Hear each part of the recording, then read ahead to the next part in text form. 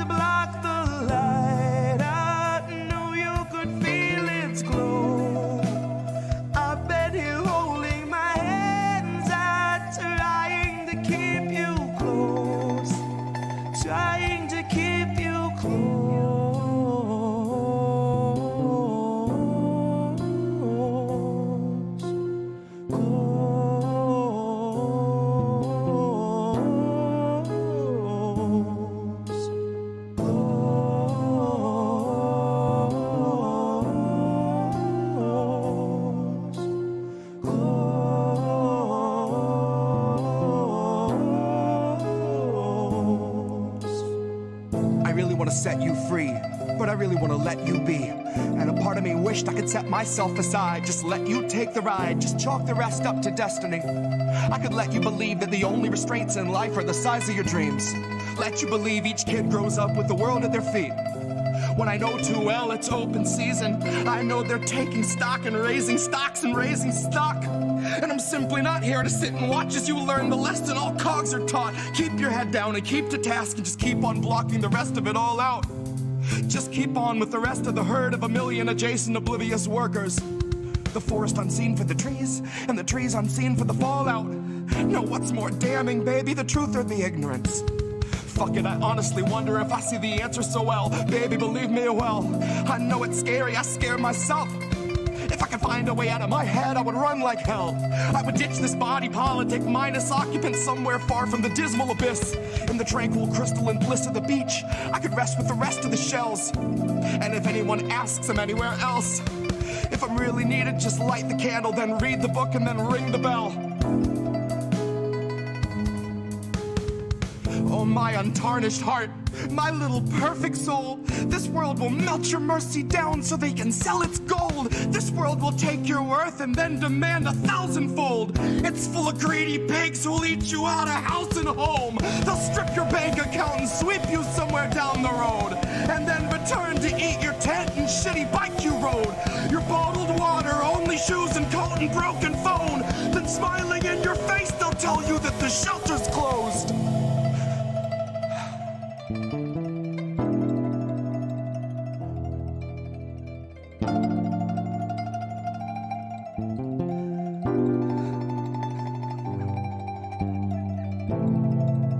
When you are not with where majority of Americans are, then, you know, that is extreme. That is an extreme way of thinking. Hoped you would never find out, knew that you had to know. Pulling what's left of my mind out, trying to tell you so.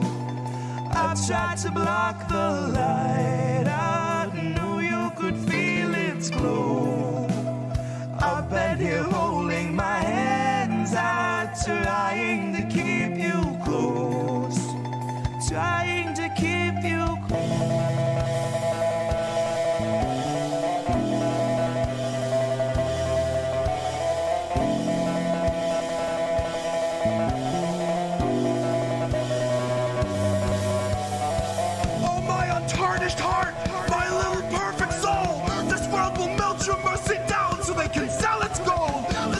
Take your worth, then demand 1,000-fold. I tried to block the light just so I could keep you close.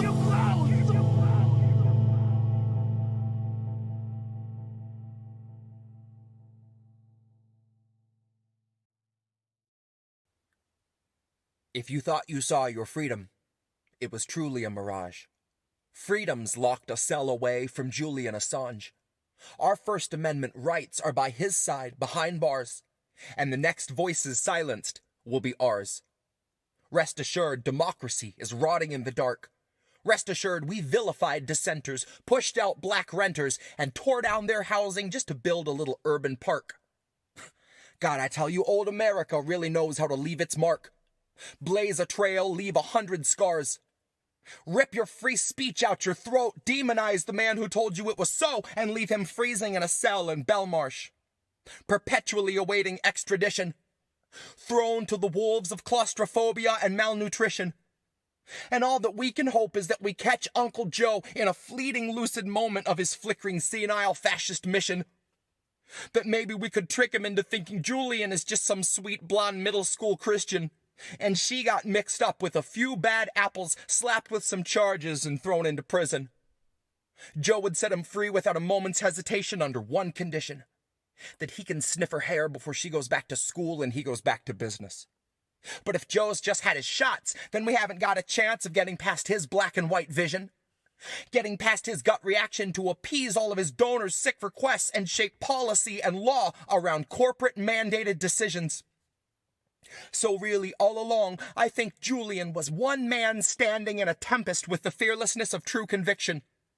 And if his is the only conviction we see after he shed a light on this country's most poisonous schemes all come to fruition, and we all collectively stare at the ground because we felt like our hands were too tied beyond signing petitions, while he's tortured to death for attempting to warn and enlighten admittedly not quite the brightest of citizens, and half of this country just won't take the time to uncover the truth, or they just don't mind, so they're quick to dismiss it and say it's a difficult position. Then we're back to the comfort of centrist delusion. We're right back to sleep for those ignorant sheep who resisted themselves into one protracted contusion, twisting themselves into knots to correct all your stimulus check-based confusion, wrapping their necks around their backs as they justify overflow migrant detention or fracking pollution. Then Kamala laughs, and the camera pans down to her shoes. And that footage is 90% of your 6 o'clock news. Except for a feel-good story about a man who at 95 years young just made Employee of the Month at Whole Foods.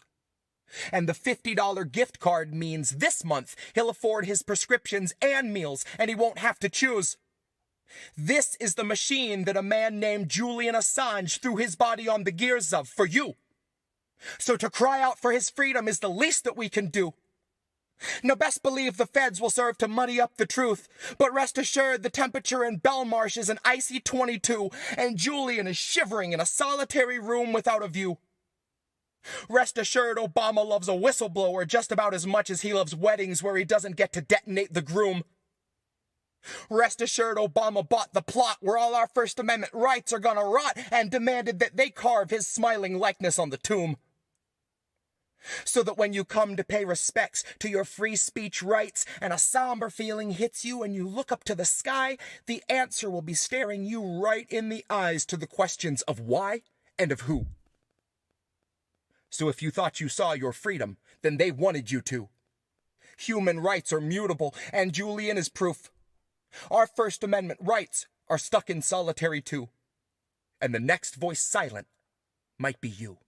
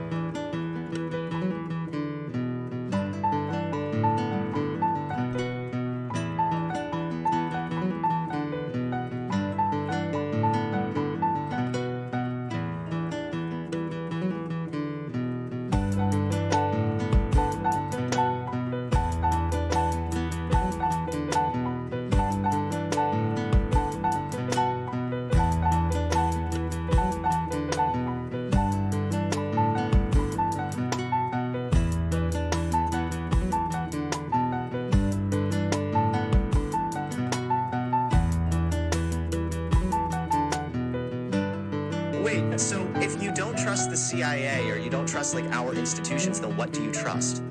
Wait, so if you don't trust the CIA or you don't trust like our institutions, then what do you trust? The last track, I think I only blinked once. I skipped lunch.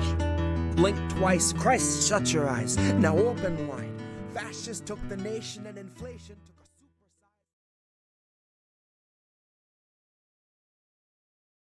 a supersize. Just an off-the-cuff chat between you and me. Us. We want to talk right down to earth in a language that everybody here can easily understand. Who are these people? It's us. We're these people. I love that intro. I love that intro so much. I'm here with a different co-host this time, Oz LaFave. Hey guys, thanks so much for having me on. Friend of the show, DJ Joe Nice. How are you, friend? What's good? And you hear Nick say this all the time. The United States is the most propagandized country in the world. We are so fucked, you guys. Again, I'm sorry for being cynical, but seriously, No. we're fucked. We are Right. fucked. We are well and truly fucking fucked. Just appreciate all the work that you do and the platforms that you all are providing. Hey, doing good. How are you guys doing? And as independent media, we have a responsibility to be, we don't hide our bias, obviously, but we must stay true to the facts. What's up, Pam? Cheers and salutations. Smoke 'em Nice. if you got them. But I am here with a man that I've been waiting to talk to for the last couple of years, Nico House. As an educator, what I would suggest is that, first of all, podcasts like these are made. So you need to be an example for the people and for the future, knowing that your words can actually change the future. What do you feel? What would Kwame Ture feel we would have to do? Well, politics is every day of every minute. You have to be aware of what's going on. Not voting on one day, so the vote has never meant anything. So I'm not a Democrat. See, I would call that guy the Black Obama. No. The issues that we talk about, listen to us. As always, kids, labels are bad. Stay independent. Good night, fam. INN News.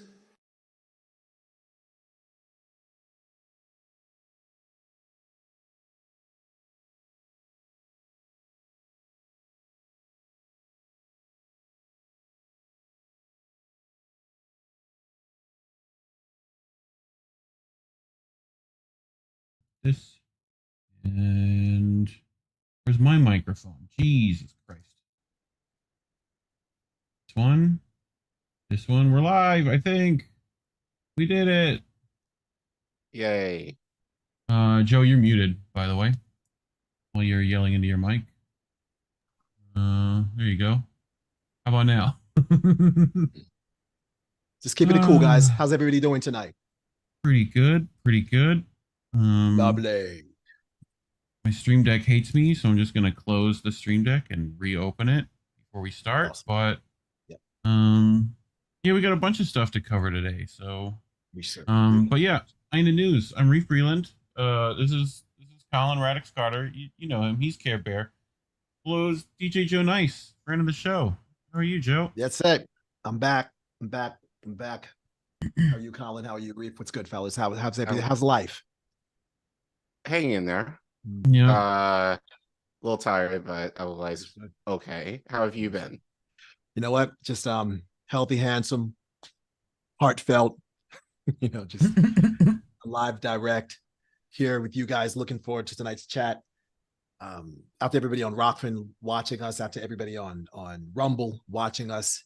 Out to everybody on YouTube watching us. We got 15 viewers right now on YouTube, and I assume as the night continues to go on, and as the episode continues to grow, Yeah. we're gonna get more viewers tonight. People are rolling in. We're already at 18. Look at that. Numbers going up. Yeah, by the way, Talking if you're about. on YouTube and you're watching right now, please press the like button.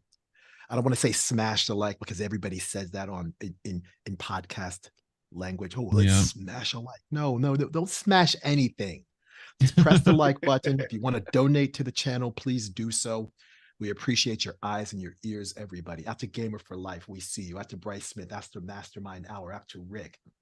Got a lot of people in the chat on YouTube right now, and it's looking real nice. And I'm looking forward to a lovely chat with you fellas tonight. It's going to be a lot to talk about. So speaking of, so a couple of things. You actually approached us And we're always more than happy to oblige you. Thank you. You wanted to come on, and can you explain to the audience what are you wanting to riff and raff about this evening? There's a lot to talk about.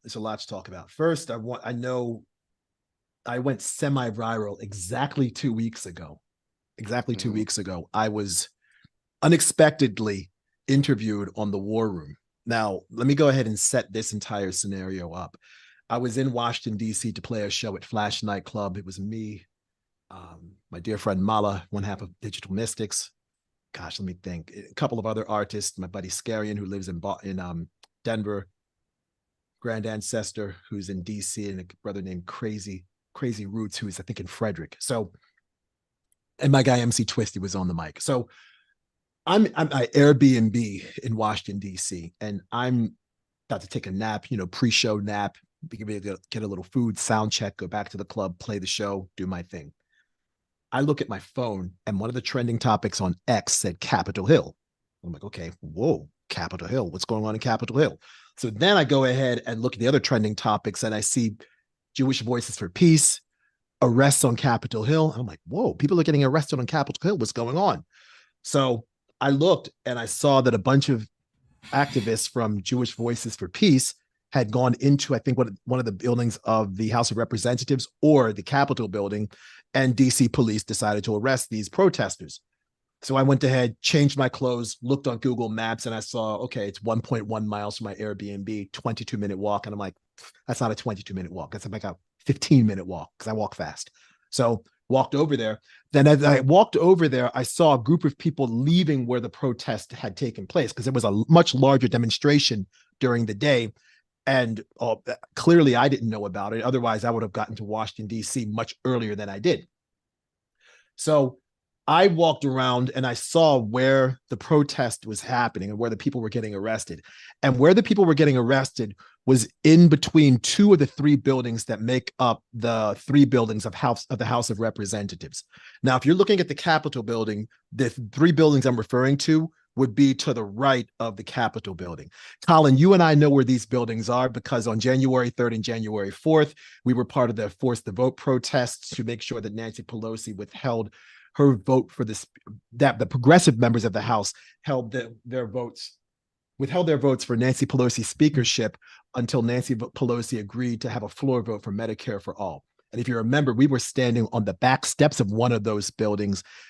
There were 30 of us. We had sourdough bread, hot chocolate, protest signs, and megaphones, and 15 cops showed up out of nowhere. 2 days later, you saw what happened on January 6th. So I was in between one of those two buildings, and there were probably 50 or 60 protesters there. So I'm streaming live on my Instagram feed, and my Instagram, Joe Nice DJ. Give me a follow, please. I'd love to have more followers. So I'm watching and I'm filming everything, and I hear a voice from behind me over my left shoulder saying, "Do you condemn Hamas? Do you condemn Hamas?" And I'm like, who is saying this? But I'm still filming. I'm filming. So then I turn my head to the left, and next thing you know, I see a guy with a hat on that said Real Voices America walking towards me. Something, where I'm from, well, you see a dude walking towards you with a little bit of gusto, you're going to, your spidey senses are going to kick in. So I'm like, whoa, hold on. Who are you? What it is. So he walks towards me, puts the mic in front of my face, and he says, "Do you condemn Hamas?" And I was like, "What are you asking me?" And he says, "Do you condemn Hamas?" And then that's when the interview began. So he started asking me questions. I had no idea who he was. He didn't introduce himself. He didn't say, "Hey, I'm Ben Bergquam from Real Voices America. I'm going to be interviewing you as part of Steve Bannon's War Room on Rumble." None of that happened. None of that happened before. It was, "Hey, do you condemn Hamas?" And then this 6-minute conversation happened. Right. So that's what was going on. So bear in mind, what you all can't see during that interview is me, and there's a camera. This guy, Ben, had a camera pointed directly at me and a camera person on the other side of that camera. What I can't see is Steve Bannon on a split screen on the other side of that camera. I had no idea all of this was going on behind the scenes. Right. So I had no idea this was going on behind the scenes. So I guess Ben is asking me questions. I'm answering them. And he's just like, wow, okay, wow. Yeah, this is awesome. This is great. And I didn't know what to expect because I wasn't expecting to be interviewed. On top of that, I didn't know who Ben was, what his political affiliations or ideologies were, who he was working for. None of that was, I didn't know his name until about 4.5 to 5 minutes into the interview. Well, we'll play it in a bit. It's only 5 minutes from what I saw, so. But I wanted to make sure everyone got the rest of tonight's schedule. Okay. Yeah. Wanted to talk about we're going to talk about Joe Biden. We're going to talk about members of his cabinet and how none of these people in Joe Biden's cabinet are really interested in ending the war in the Middle East or any wars in general. And we're going to connect all the dots. And hopefully by the end of tonight's conversation, everybody will be a bit more educated about Joe Biden and some of the monsters that he has in his cabinet. Yep. Really, these swamp monsters, the same swamp that Donald Trump wanted to drain, but was unable to do so. These are the swamp creatures that Donald Trump is talking about. And we're going to go ahead and connect the dots, dot all the I's, cross all the T's, and make sure all the Oxford commas are in the proper places.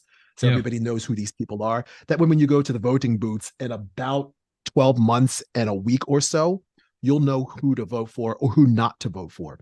Or you'll just, not participate, which is entirely possible. And by the way, that is your constitutional right to do so. Yeah. You wanted to talk we're going to talk about how freeing Palestine isn't enough, which I agree. Yeah, freeing Palestine is not enough. You just can't go ahead and say, yep, free Palestine, but then 6 months to a year later have another situation like what we're having now, or something worse than what is happening now, which is almost unimaginable.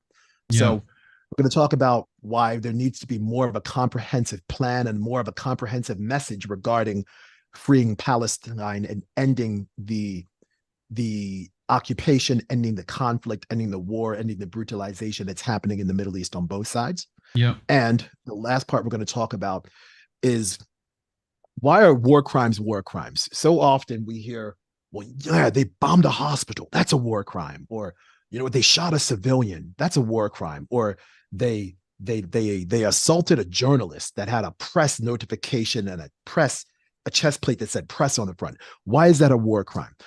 We're going to have a brief discussion about the Fourth Geneva Convention, which is the founding document that I think 196 countries are signatories to.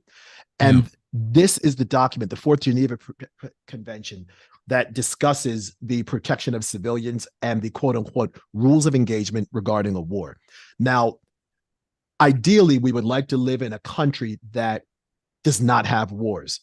Moreover, we would like to live in a world where we don't even have rules for wars because we don't want wars to happen in the first place. I like how Collin only had to do ultimately wars are crimes. Ultimately, wars should be criminalized.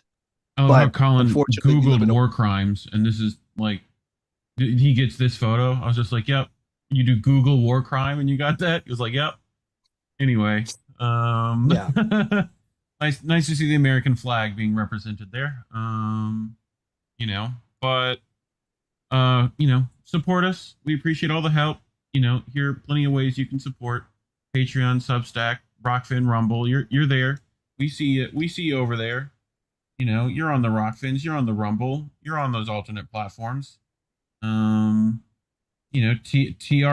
444. Hey, I saw you on the War Room. Yep, he was there. We're about to get to that.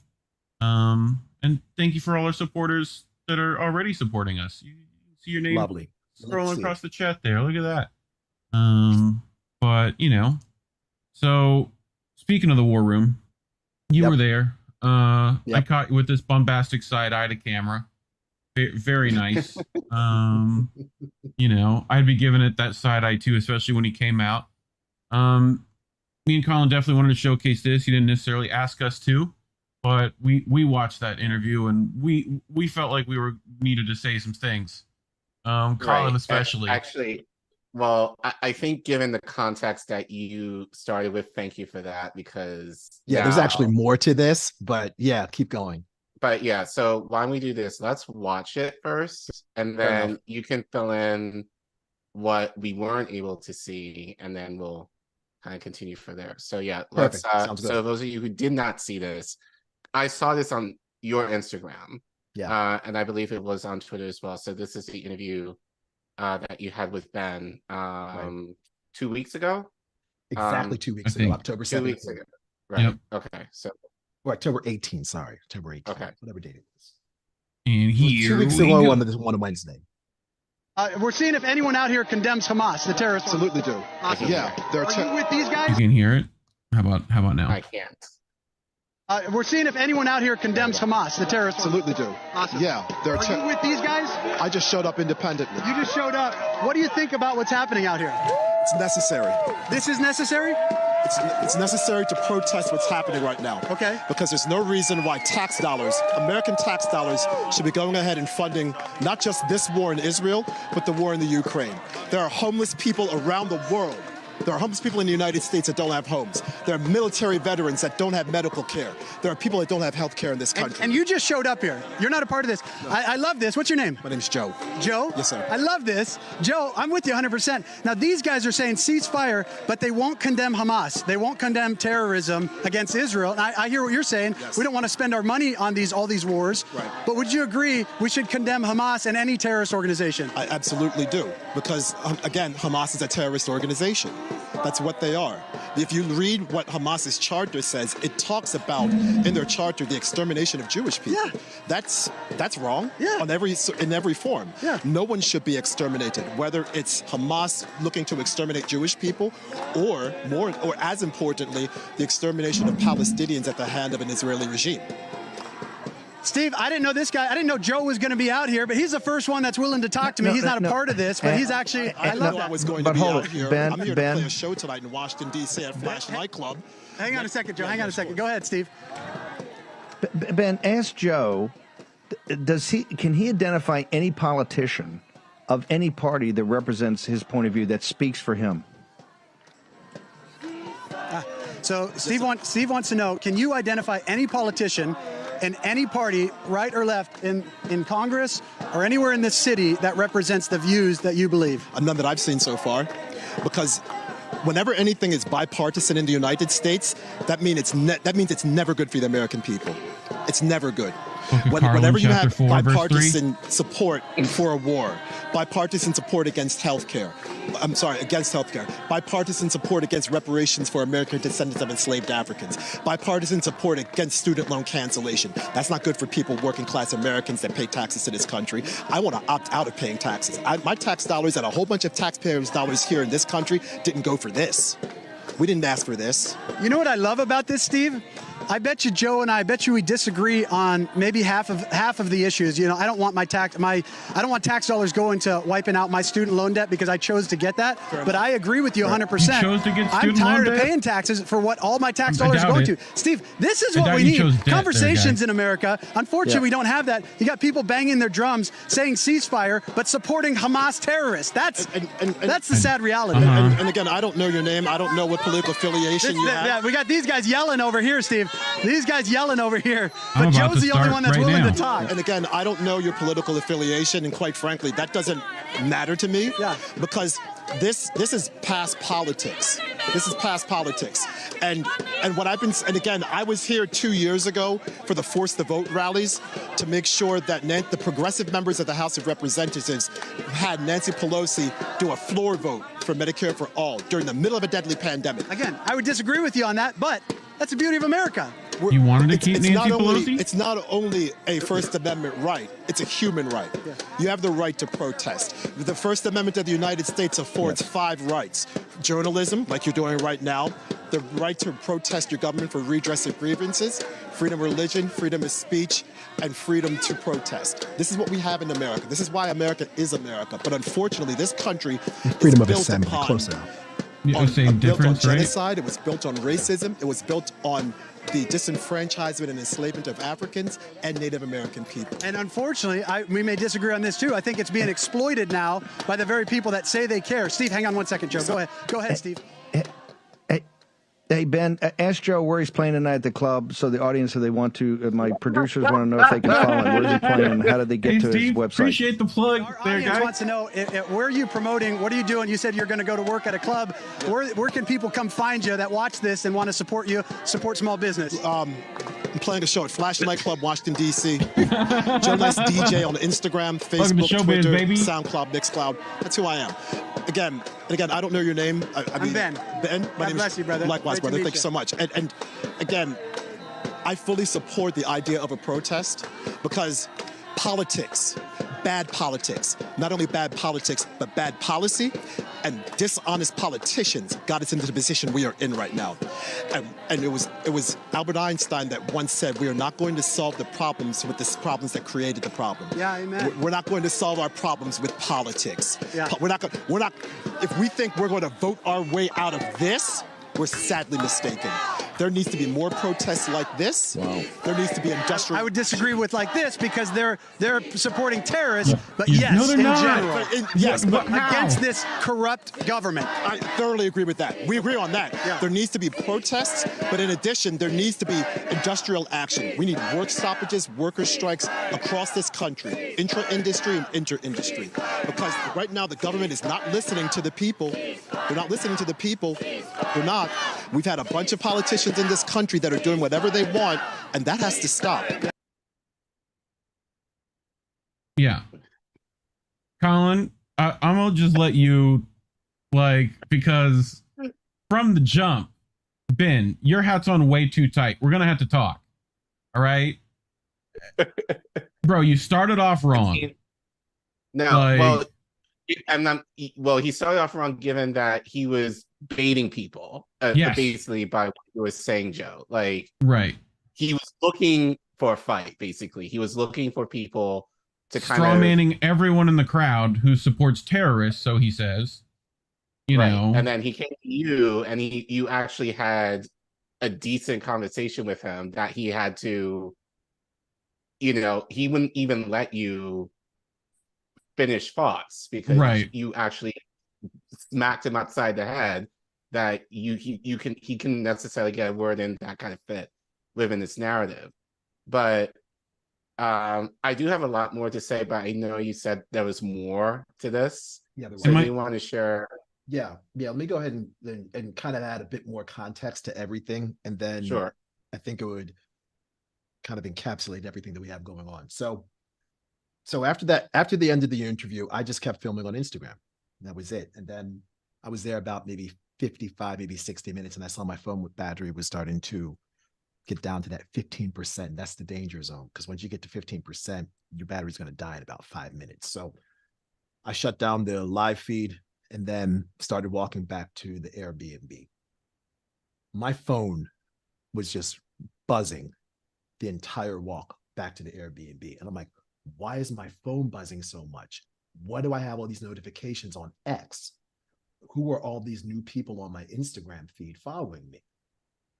Turns out at that point, that's when I figured out that a bunch of people that were watching on Rumble saw the interview.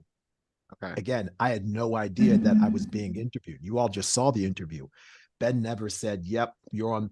This is part of War Room. This is going to be on Rumble." None of that was in any part of the conversation. Yeah. So you all just saw it. There's no way I would have known it. Well, just as a side, that makes what he did especially more heinous because he didn't introduce himself. He didn't say, "Oh, I'm streaming to this or this. Can I ask you a few questions?" He just kind of rammed into you and basically it seemed like just started asking questions. Looking for a gotcha of do you condemn Hamas, which is me and Colin done whole stories on this show about condemnation and why it's being used now, how it's being used in the past. It's Iraq war stuff all over again. It's if you don't support Israel, you somehow support terrorism. It's also asking Palestinians to condone themselves in some weird aspect of and yet none of them can answer when I ask them, who made Hamas?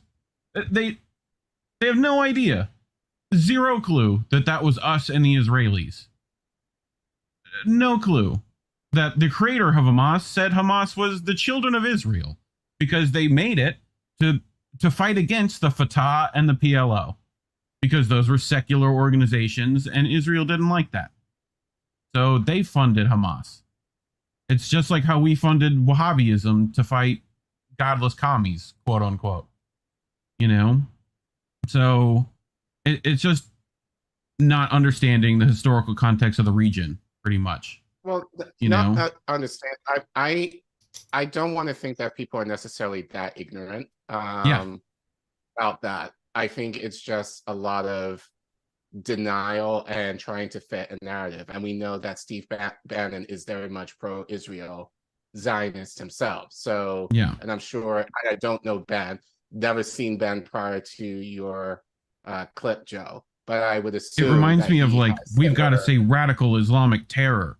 You got to say it. It's like, it's that all over again too, you know? Right. So anyway, Joe, do you want to continue sorry, so that was an aside, but do you want to continue like when you saw your phone blowing up? Yeah. Let me keep doing that because again, there's more to all of this. So when my phone just started going crazy, it was an overwhelming number of people who were watching on Steve Bannon's War Room that said, hey, I agree with a lot of what you said. Right. Some of the direct messages that I've received over the past 2 weeks, it's ranged from, I don't agree with everything you said, but I like the fact that you had a strong opinion, to, hey, Joe, why don't you run for office? We need people like you in Congress. That's been the range of opinion, and all of it has been overwhelmingly positive. And Reef and Collin, the majority of people that have been commenting and talking about the video, leaving comments, it hasn't necessarily, the majority of the people aren't necessarily in my quote unquote music circle. Honestly, it's been a whole lot of people from the Steve Bannon War Room collective that were responding positively to what I had to say. Yes, of course, there's going to be political differences and no one's going to agree on everything. But what that interview did, and regardless of what anybody thinks of Ben, I didn't know who he was, but I did my research after I found out all of these new followers were on my phone and on my Instagram and direct messaging me on Facebook and on both my fan page on Facebook and the personal Facebook page. He is the founder of the Law and Border podcast on Real America Voice News. He's the founder of Frontline America, and he identifies on his X page as a Christian conservative husband and father. All good. No problem with any of that. That's great. And when he said that we probably disagree on half of the issues, that's probably true. I that's no doubt about that. I could sense the disagreement in some of the things that I was saying as I was answering the questions. I could sense that, especially when I talked about how America was founded on racism and the disenfranchisement of Africans and Native Americans. And when I talked about student loan cancellation, I could sense the disagreement. And that's okay. We're allowed to disagree. That's fine. But what I also noticed was there was an obvious consensus with much of what I had to say in that interview. And the obvious consensus was, number one, we shouldn't be funding any wars, regardless of where they are, whether they're in Israel or the war in Ukraine. Number two, tax dollars should be used back in America and not be used to be funding wars, especially in the instance of Palestine bombing brown people, because we've seen plenty of that through the United States hegemony. Number three, we have dishonest politicians in Washington, D.C., which we will talk about later as one of the subjects of this podcast. There's plenty of dishonest politicians across the board. And it doesn't matter what side of the aisle you are on, whether you're a Democrat or Republican or independent in the case of Angus King or in Bernie Sanders. There's plenty of dishonesty across the board, and all 538 members of Congress are corrupt. It's just a matter of how much corruption each of these members in Congress have. So on my phone, when I looked at a lot of the profiles from the people that were following me, many of them were Second Amendment supporting, MAGA loving, Trump supporting Christian conservatives, which for the people that know me, that's not really what I'm about. But at the same time, I'm certainly about unity. I'm certainly about unity. And there's a lot of people that aren't looking at the bigger picture. And when I pointed to the building and I said, look, this is past politics, I meant every word of that. This is way past politics. We're not going to vote our way out of this, because what we're seeing right now is a Democratic Party that's in lockstep with a Republican and or conservative party that is hell-bent on war, hell-bent on militarism, and hell-bent on spending $2.2 billion a day on the defense budget. When we have people that don't have homes, we have people that don't have health care, we have people that we have cities in America that don't have clean water. Flint, Michigan still has dirty water. So does Jackson, Mississippi. We still have a lead paint problem in various cities around the United States. We have dilapidated infrastructure all over America. And we're spending money to bomb other people? That doesn't make any sense. That doesn't make any sense. So when I'm going to try to find the words, I want to try to be as nuanced as I possibly can about this. When people say America first, when somebody that is conservative says America first, it seems, or at least feels like there's a quote unquote white nationalist vibe that comes from it. Right. But if a Democrat says, for example, when Joe Biden says, hey, we're going to make sure we put American jobs first, we're going to bring back good paying American jobs from overseas, isn't that putting America first? Isn't that somewhat of the same concept? Yeah. So what I really want to get out of this, at least this introduction of this conversation, is identity politics is ruining America. It really honestly is. It's ruining America. And we're too caught up in many instances in our own silos, in our own echo chambers. And there's a lot of people across America, regardless of political affiliation, regardless of religious belonging or location, etc., that fundamentally want the same things out of life.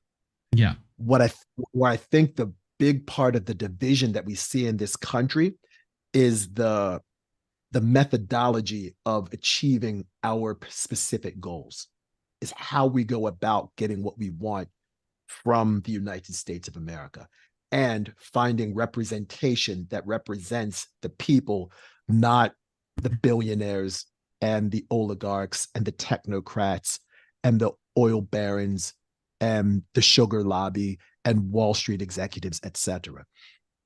So, well, that's the problem we see, is that's so like connected that it's like the system's so rotten, you almost got to like rip it out and put in new, floorboards and like, you know what I mean? Like, I agree. This is why I continually say, and I've had this in private conversation, I've talked about this before, America needs a cultural autopsy. Yeah. We need a cultural autopsy. We need to figure out why things are the way they are. We need to figure out why Karens become Karens. Why, let's go on the other end of this, why Black people are the only groups of people that wax poetic about killing the other Black people in our music. We need to talk about this. We need to talk about the connections that we have to other organizations and why many of these organizations are not focused on solving the problem. They're merely interested in their self-preservation. And this is especially true in the nonprofit space, something that I know a little bit about. So, why do mass shooters have similar psychological profiles? Why is that? What is there any difference between Central Park Amy and Carolyn Bryant? Why do we see these sorts of people consistently show up in our societies? Where do these people come from? What are the institutions that continually create these sorts of people? Why do we have schools that teach us what to think instead of how to think? Why do we keep having, do you see what I'm getting at with all of this? Yeah. there's a reason.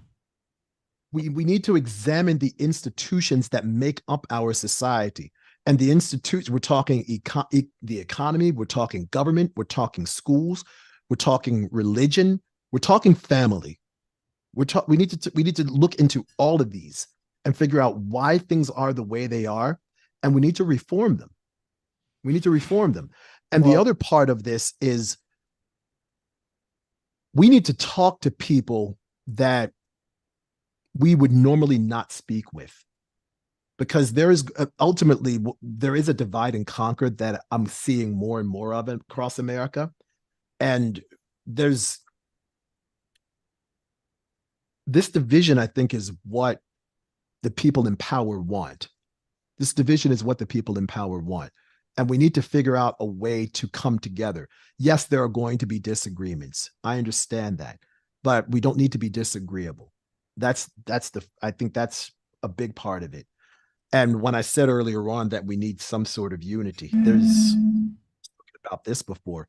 We need unity, and we've achieved unity by speaking to people that we don't normally speak to, or people we fundamentally disagree with. A perfect example of that is Ben, the gentleman that interviewed me. We would have fun. Go ahead. But even with that, even with this interview, and I think this has been my frustration. Okay. Reef knows this for the last few weeks in talking about the Israel Hamas conflict. Sure. Like, my question is, and I've actually had a lot of talks with, shout out to Indy, like having a lot of talks with him as he is Jewish. Sure. What is missing from the narrative in terms of this conflict? And you've noticed, and I'm sure a lot of you guys in the chat, and you have noticed over the last few weeks, there's been a lot of talk of ceasefire, which I think Reef was kind of sharing with you before we went live. For me personally, I have a problem in the way that it's kind of being phrased just as a catchphrase almost, in terms of the idea of like, yeah, you're calling for a ceasefire among, I guess, Hamas and the Israel government, but you're still willing to fund Israel with billions of dollars to continue their military. We've also showcased how much it's not just Hamas. There's like 9, 10, 15 different like revolutionary groups there. Hamas, even among itself, is split up into 4 or 5 different groups. That not all of them agree with tactics and decisions, and so yeah, I mean, there's nuance everywhere here. So well, I honestly, I don't think there's that much nuance at all in this case, because it's the idea of like, Israel is a product of a colonizer project that was meant to take European Jews and bring them into an area of the world that was seemingly promised to them. And I've mentioned this several times, but the idea that the British government was willing to give countries like Uganda, Kenya, Argentina, Madagascar as possible settling countries, because and I put this in a tweet. This came from, I believe, in Encyclopedia Britannica, that the British government considered Uganda a choice option because it was uninhabited. This was at the turn of the century. Uninhabited. You mean to tell me that people in Uganda weren't living there prior to the 1900s? Right. Well, it's just like South Africa was uninhabited before they got like, so same difference. We saw how that went. So what my frustration is that I think, kind of going back to this interview, is that people are focused on October 7th and now. And people might say, oh, I sympathize with Palestinians and their struggle and whatever else. Yes, we need to get them humanitarian aid, like all this, like they have no water, they have no electricity cut off. That sucks. A lot of people are hearing that. But I think for me, like what I would have loved for you to share with Ben, Joe, and I think especially with the audience that now we know we're listening to you. We could have, and I think this is kind of like a learning point for a lot of us who might be in a similar situation that you're in, especially if you're going to any of these rallies and you don't know who may have a camera on you. You have an opportunity to kind of share.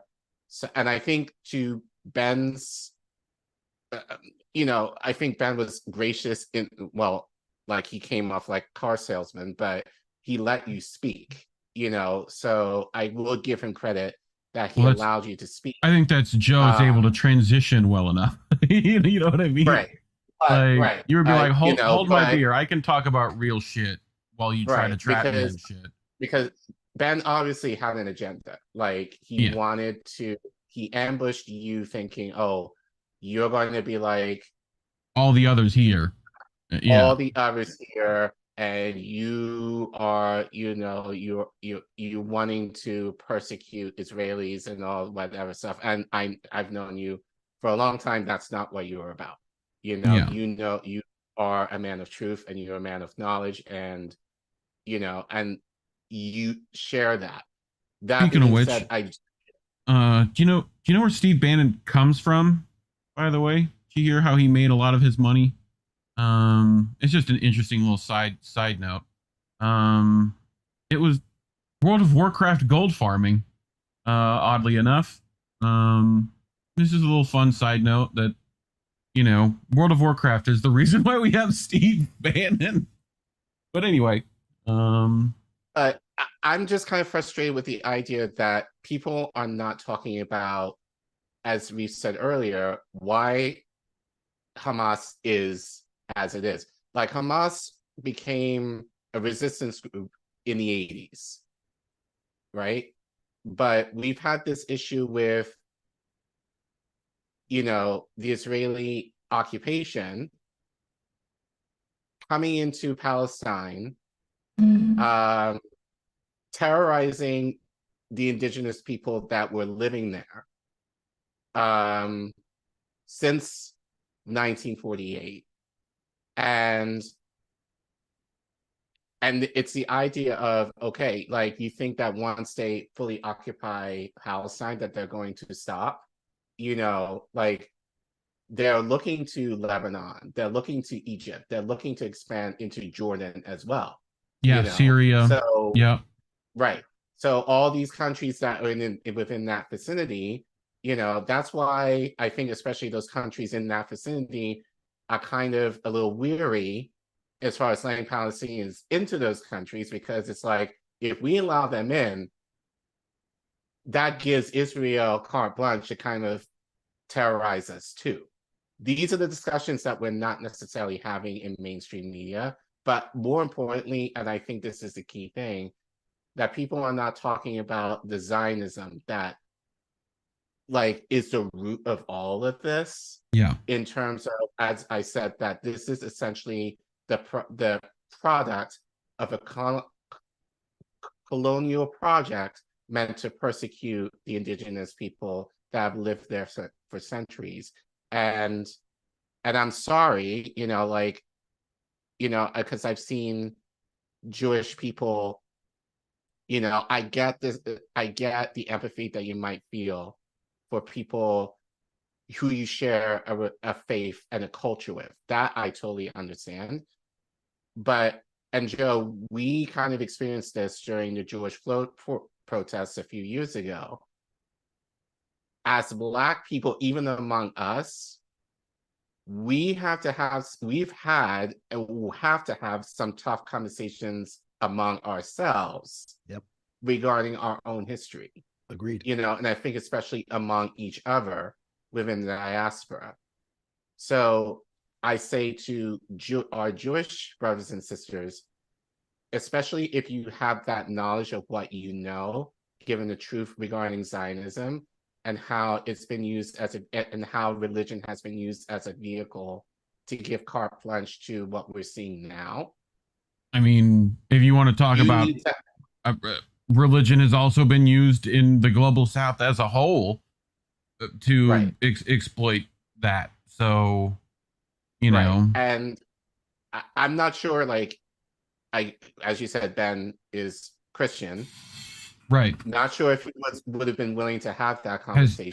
has he condemned the, you know, I don't know, thousands of like missionaries who've brutally done terrible, despicable things to their near populations, you know? Well, not even that. You know, just the idea that Christianity was used to justify slavery. Yeah.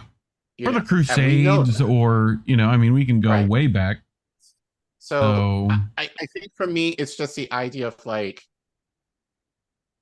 The when we have a KKK, platform, you know? I think when we have a platform, being able to, and I think you did what you needed to do, considering you didn't know what was going on fully. But I think this is kind of, in a way, a learning moment for all of us, that especially for many of us who do decide to go on these protests over the next few weeks or months or however long they continue, that we might have an opportunity to kind of share some truth that people may not otherwise hear in mainstream media. And we need to be prepared in what we're willing to share, or what we're willing to, you know, put out there. Because as you said, Joe, you had, and I think honestly you could have said a lot more, you know, in terms of you know, what you said. But even with the little of what you said, I think was still beneficial to, I would say, a right-wing audience, I would argue, who heard you and understood you, and, you know, and for the most part gave you positive reviews in terms, or they agreed with you. And I think that also kind of shows, I think, one, the power of independent media, but number two, I think in light of the situation, that this whole pro-Israel stance that mainstream media has been taking isn't working. You know, we kind of know this on the left, but we also now kind of seeing this on the right. So I think it will kind of translate to, and I think you'll probably talk about this later, is how we're going to vote. You know, like if we're going to have, it's kind of concerning to me, you know, like we're a year out from the election, you know, and I said this on Twitter earlier today, you know, like, yeah, it's easy to call out Biden now. It's easy for you to say with your chest, oh, we need to get Biden out, you know, right now. You should have been saying that really since 2020, but we're here where we are now.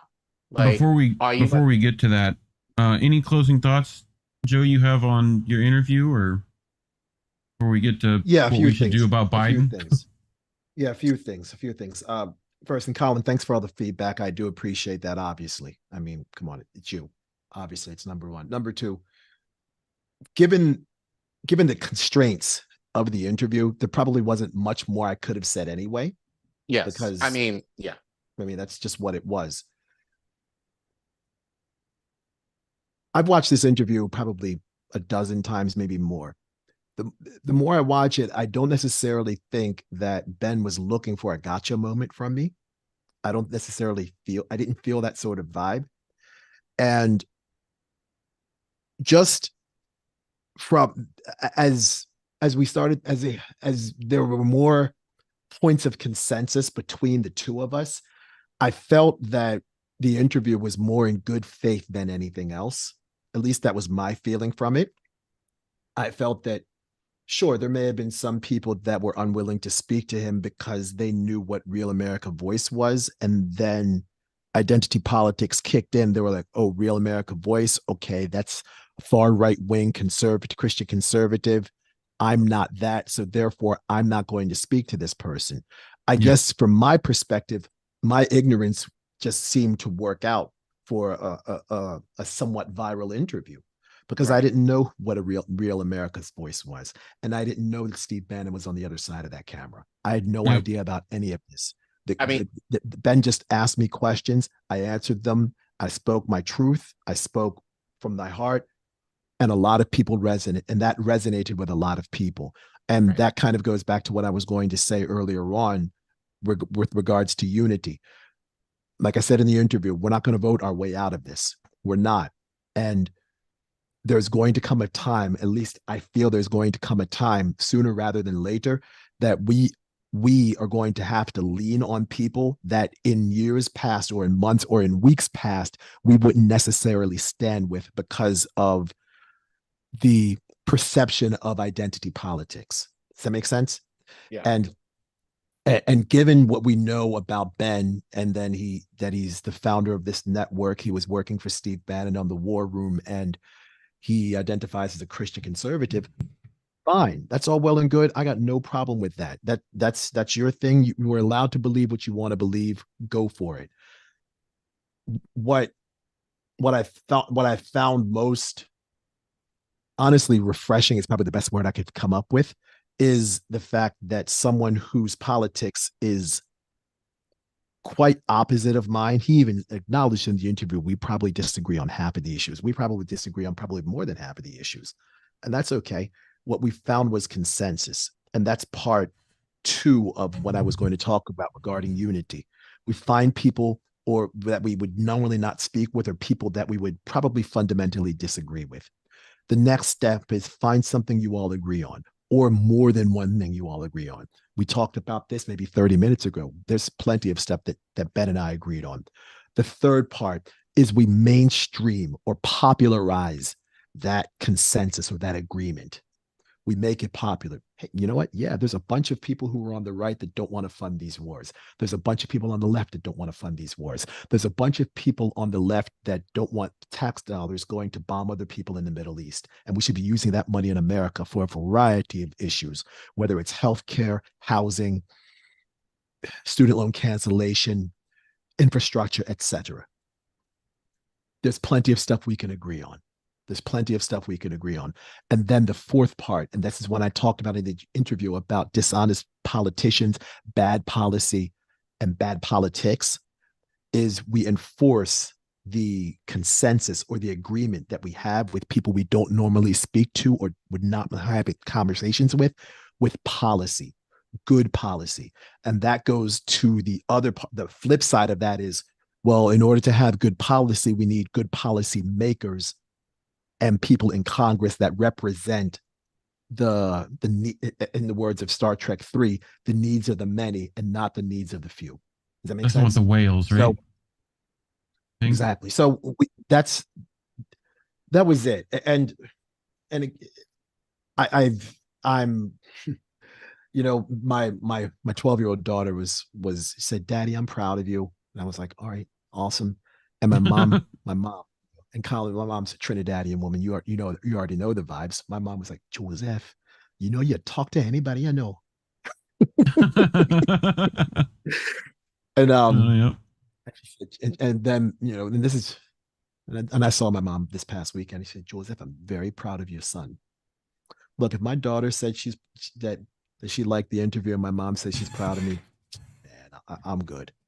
I'm cool." I mean, yeah, that outweighs the few times you've heard, "Are you ignorant?" Like every time, you know what I mean? Like, look, this is one of these instances. This is one of these instances when 2 people can beat 2 million. Yeah, I feel you. Because I guarantee a whole lot. Because Steve Bannon's War Room has a massive following, and there were probably a couple 100,000, if not 1 million, people that saw that interview. There was a lot of people that saw that interview, and I think the response on X was excellent. It really, I was overwhelming, quite honestly. It just reminds me of, like, I think that's for me a huge reminder of not being afraid to speak the truth.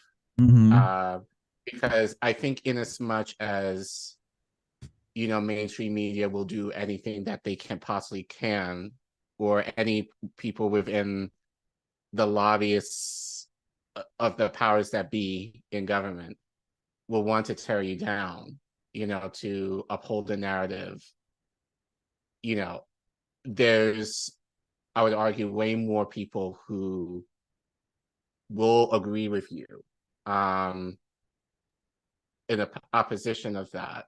So I think your your interview proved that, that you were able to find, and I think honestly for me, I probably would have been a lot more forceful personally, but that's just me. But I think with you found, I think you very quickly discovered what were the commonalities that Right.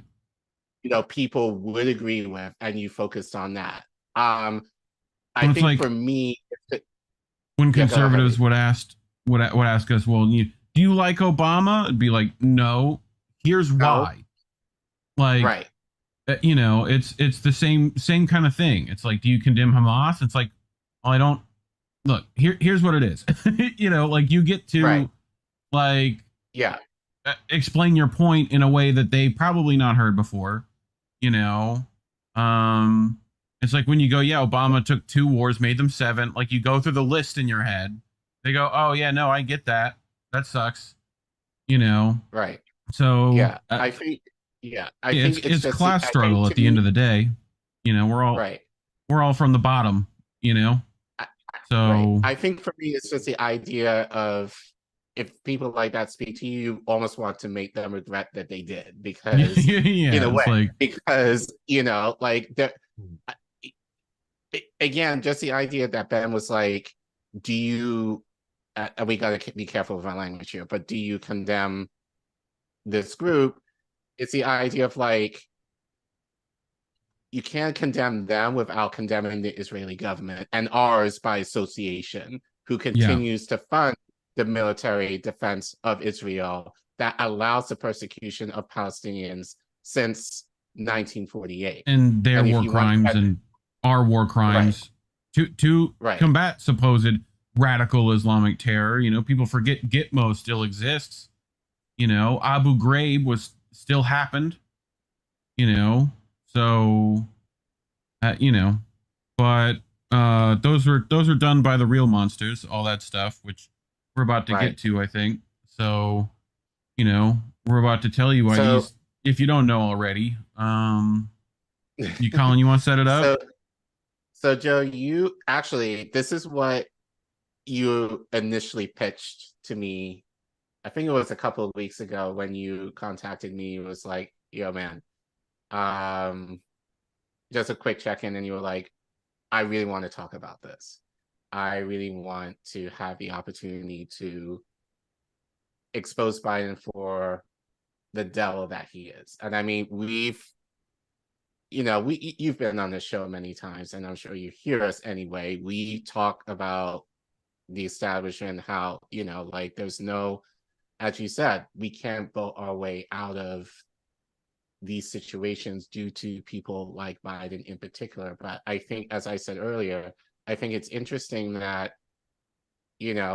like we were sounding the alarm years ago, like back in 2020, because I was at the George Floyd protests. I saw a lot of our people kind of making the case for Biden because Trump was that bad. And I had a lot of things to say to a lot of those activists back then, and people got very happy, seemingly 3 years ago when Biden won the presidency, and everyone thought, okay, we got rid of Orange Bin. And now 3 years later, like we are possibly in the midst of another, 2 extra wars on top of the ones that we're on top of the 7 we were already in, right? Yeah, and then some. And then some.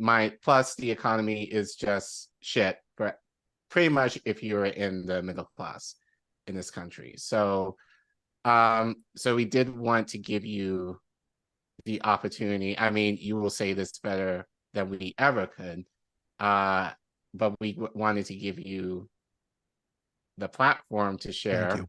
And we know you brought receipts upon receipts upon receipts upon receipts. Yeah. As to why, and I mean, we've said this, but in your opinion, and I say this is, if you're going to have this energy now, not to vote for Biden, you better keep that same energy, if not even more so, a year from now. Agreed. So share why that should be the case. Agreed. And thank you guys. I appreciate this because a little more than maybe 3.5 years ago, I vividly remember people saying, "Oh my God, hey, Biden's the guy." And Collin, we were like, "No, not him, no." Right. No. And many people in the mainstream legacy American media remember that Joe Biden is the architect of the crime bill. But it just seems like everybody just focused on the crime bill. Yep, Joe Biden wrote the crime bill. Joe Biden wrote the crime bill. Few people would mention the crack bill as a bad policy, in which it was, that Joe Biden was responsible for. And I think we want to play this video because there's a lot of legislation that Joe Biden wrote that a lot of people are unaware of that we need to talk about. Because when we talk about the legislation that Joe Biden wrote, nearly every adverse socioeconomic and sociopolitical position that most Americans live under can almost directly be attributed to Joseph Robinette Biden Jr., the current president of the United States. There's a ton of bad legislation, and we're going to talk about all of it. And when we're done talking about all of this, I hope the audience is considerably more educated as to the monster that Joe Biden is. Because sure, it's low-hanging fruit to go ahead and say that Trump was incompetent or Trump didn't know what he was doing. And that's all well and good. And you're entitled to your opinion. But the last time I checked, Joe Biden didn't write a bill that put Donald Trump didn't write a bill that put 100,000 cops on the street and paved the way for the private prison industry. Yeah. Donald Trump didn't write a bill that eventually became the Patriot Act. Donald Trump didn't write a bill that made canceling student loans next to impossible and medical debt through bankruptcy almost impossible. Trump didn't do any of that stuff. Biden did that. He did that. So we're going to talk about the legislation tonight. And I think this video is going to be a perfect illustration of where we want to go first. And then we're going to talk about the applicable legislation and applicable bills that Joe Biden wrote after we watch this. In 1986, Congress has passed over 230 new or expanded penalties for drug and criminal offenses in this United States. 230 new penalties. And these penalties range from an automatic 5 years in jail for any person caught with a rock of crack cocaine, a piece of crack cocaine as small as a quarter. I don't have a quarter with me, but if you visualize what one looks like, yeah, I do have a quarter. Right, like a rock. If you have a piece of crack cocaine, the smallest amount of money no Biden's bigger ever than held. this quarter that I'm holding in my hand, 1/4 of $1. We passed a law through the leadership of Senator Thurmond and myself and others, a law that says if you're caught with that, you go to jail for 5 years. You get no probation. You get nothing other than 5 years in jail. Judge doesn't have a choice. Now, the fact of the matter is, we've gone from there all the way up to saying, under the leadership of Senator Thurmond, and I'd like to suggest that I take some small credit for it myself as well, and others, the presiding officer, that there is now a death penalty. And we passed it a couple years ago. If you are a major drug dealer involved in the trafficking of drugs and murder results in your activities, you go to death. And a number of other severe penalties. We changed the law so that if you are arrested and you are a drug dealer, under our forfeiture statutes, the government can take everything you own, everything from your car to your house, your bank account, not merely what they confiscate in terms of the dollars from the transaction that you just got caught engaging in. They can take everything. We have laws in the last several years where we don't allow judges discretion to sentence people. Flat time sentencing. You get caught, you go to jail. I mean, that's the great stuff, all right? right? Let's break that video down. Let's go ahead and break that entire video down. There's several pieces of legislation that I think we need to talk about in this video. Now, the first piece of legislation we want to talk about is the Comprehensive Asset Forfeiture Act of 1984. The Comprehensive Forfeiture Act of 1984. Now, this bill authorizes what's called civil asset forfeiture.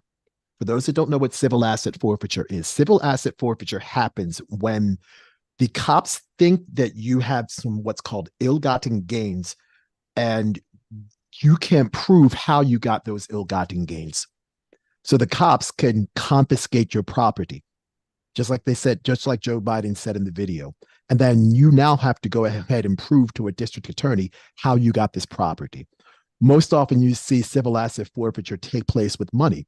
People just don't trust banks, and they'll drive around or have large quantities of money on their person. Let's say a cop pulls them over and they say, hey, let me go ahead and inspect your car. You can agree to the consent of the search of your car, and they find, let's say, $10,000 in 50s and 100s. The cop asks you, hey, how'd you get this money? You say, look, I don't keep my money in banks. The cops can take your money. That's civil asset forfeiture. That bill, that Comprehensive Forfeiture Act of 1984, became part of the Comprehensive Crime Control Act of 1984. Now, if you remember in the video, Joe Biden mentions a person named Strom Thurmond. Strom Thurmond. We will discuss Strom Thurmond much later on in all of this. Strom Thurmond was the main sponsor of the Crime Control Act of 1984. The Comprehensive Forfeiture Act, which authorized civil asset forfeiture, because you remember he says in the video, our forfeiture statutes, that became part of the Comprehensive Crime Control Act of 1984, which became law. Joe Biden was a co-sponsor of that bill. This bill, the Comprehensive Forfeiture Act and the Crime Control Act, also strengthened the RICO Act. Yeah, remember, we've seen the RICO Act in recent conversations. And the RICO Act this bill strengthened the racketeering part of the RICO Act, which is the R in RICO, and it included the seizure of property and proceeds from racketeering. So in that video, we've already discussed the Comprehensive Forfeiture Act. Now, if you remember in that video, we also talked about you get a minimum of 5 years in jail for a small piece of crack. Now, that piece of legislation is called the Narcotics Penalty and Enforcement Act, otherwise called the Crack House legislation, which created a rule called the 100-to-1. Nobody talked about this when Biden was running for president back in 2020, the 100-to-1 rule, which means if you have 1 gram of crack, you would need 100 grams of cocaine to receive the same punishment in prison, which is a mandatory 5-year minimum sentence. In fact, the specific punishment is if you have 5 grams of crack or 500 grams of cocaine, you get a 5-year mandatory minimum sentence. For those that don't know the metric system, 500 grams of cocaine is 16.9 ounces, a little bit more than a pound. A little bit more than a pound. Now, if you have 50 grams of crack, which is just under 2 ounces, or 5 kilograms of cocaine, which is about 2.5 pounds, you get a 10-year mandatory minimum sentence. Joe Biden wrote this as part of the 1986 Anti-Drug Act. All of this happened. And what happened with this 1986 Anti-Drug Act? It disproportionately locked up Black and brown people, and it changed the prison system from a rehabilitative system to a punitive system. Right. Well, not only that, Biden incentivized states to build more prisons. Yes. That's later on. That's part of the crime bill. Right. That's part of the crime bill. That's not part of this specific bill I'm talking about. That's part of the crime bill. Yeah, we're going to get to that too. We're going to get to that also. Now, if you had any felony drug convictions, you had to serve a mandatory minimum sentence of 5 years with a maximum up to 40 years. Bear in mind, also in 1986, Joe Biden was a ranking member of the Senate Judiciary Committee. And in 1986, the most far-right conservative Supreme Court justice was appointed to the bench, Antonin Scalia. Antonin Scalia. By the way, the chairperson of the Senate Judiciary Committee in 1986, Strom Thurmond. Again, we were going to talk about Strom Thurmond later on. in the following year, 1987, and Joe Biden references this in the video. He says, "Yeah, you do 5 years, no parole, no parole. We've taken the discretionary act of judges to decide cases." He's correct. All right, came as part of the Sentencing Act of 1987, as you see on the screen there. The Sentencing Act ended parole for federal prisoners. It also strengthened the United States Sentencing Commission. And the United States Sentencing Commission makes sentencing guidelines for federal crimes. So what it did, it created a rubric and said, okay, well, hey, Collin, you had heroin possession. First time offense, the rubric says you do 7.5 years in jail. See you later. And no parole for you. It doesn't matter if you're a first-time offender. It didn't matter if it was a nonviolent drug offense. None of that mattered. It all just flat time sentencing. So Joe Biden wrote that bill, the Sentencing Act of 1987, which strengthened the United States Sentencing Commission, a commission that the most recent member of the Supreme Court, Ketanji Brown Jackson, was a member of. What? Let me say this again. The most recent member of the Supreme Court, Ketanji Brown Jackson, was a member of the United States Sentencing Commission. Okay. She absolutely. I didn't know that. It goes a little bit deeper than that. The person Ketanji Brown Jackson replaced was Stephen Breyer. She replaced Stephen Breyer. Stephen Breyer's brother was the most recent chairperson of the United States Sentencing Commission. Okay.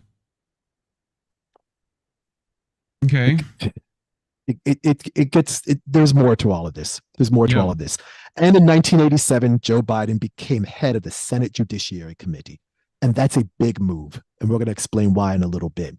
The following year, 1988, Joe Biden wrote the Anti-Drug Abuse Act of 1988, otherwise known as the crack bill. And if you remember in the video, Joe Biden says, yep, we brought back the death penalty. That's exactly correct, because the crack bill re-established the federal death penalty. And it also authorized a minimum 5-year jail sentence for crack possession. For those that don't understand how small 5 grams is, 5 grams is equivalent to a teaspoon. Yeah, it's like one joint. A joint sometimes like a gram, depending. Like a big joint, like 5 grams. So if you're baking something and the recipe calls for a teaspoon of baking soda, that's how much people were going to jail for. Basically a teaspoon. Yeah. Right. 5 grams. 5 grams. So there's your crack bill. The following year, 2 years later, 1990, Joe Biden wrote and sponsored the Crime Control Act of 1990. Now, this wasn't mentioned in the video, but it's important to talk about this because what it did, it eliminated all plea bargaining for federal drug crimes. Now, if you remember about a year ago, there was a conversation about Joe Biden canceling student loans, and he misused the Higher Education Act and he lied to everybody. Joe Biden has never been interested in canceling student loans. He's never been interested in it. Here's why. The Crime Control Act increased the wait time for bankruptcy dischargement of privately held student loans from 5 years to 7 years. It also made conditional grants for education non-dischargeable through bankruptcy. Now, why would Joe Biden do this? Because Joe Biden was from Delaware. Delaware has a lot of banks, no state taxes, and a lot of private banks that held privately held student loans.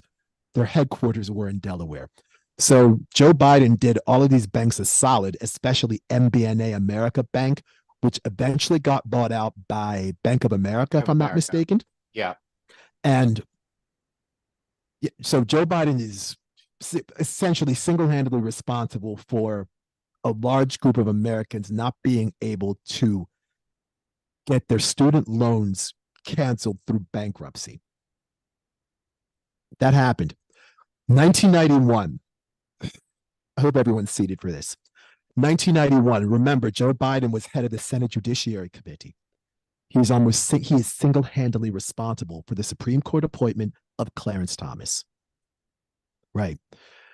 Now, Joe Biden was head of the Senate Judiciary Committee, and at the time he had credible evidence and corroborating evidence which favored Anita Hill's sexual assault allegations against Clarence Thomas. He chose to not look at the evidence, and he chose to not speak to any of the witnesses that could have corroborated Anita Hill's story. Instead, he completely embarrassed Anita Hill in the process. By the way, Clarence Thomas was Anita Hill's supervisor when they were both working as lawyers in, the United States Department of Agriculture, if I am not mistaken. And I think Clarence Thomas was chief legal counsel there. And Clarence Thomas was Anita Hill's boss. Weeks later, Clarence Thomas got a Supreme Court appointment. Now, Clarence Thomas's Supreme Court appointment paved the way for Brett Kavanaugh to be a Supreme Court justice. And I know some of you all in the chat are like, well, Joe, wait a minute. How could that be? We'll get to it. We will get to it. We'll get to it. 1991, Joe Biden wrote the first version of the crime bill. And Colin, you might have a screenshot of that bill available. Joe Biden wrote the first version of the crime bill. That crime bill didn't go anywhere. In the same month, Joe Biden wrote the Police Officers Bill of Rights Act. Most people don't even know about this. The Police Officers Bill of Rights Act gave greater protection to cops and accused of misconduct and prohibited state and city government officials from asking questions about an officer's finances or his or her family's finances during a police misconduct investigation. So essentially, it was asset protection for the cops. Later that year in 1991, Joe Biden wrote the second version of the crime bill with Strom Thurmond. And I know I've mentioned Strom Thurmond about 3 or 4 times in this conversation, and so did Joe Biden. Who was Strom Thurmond?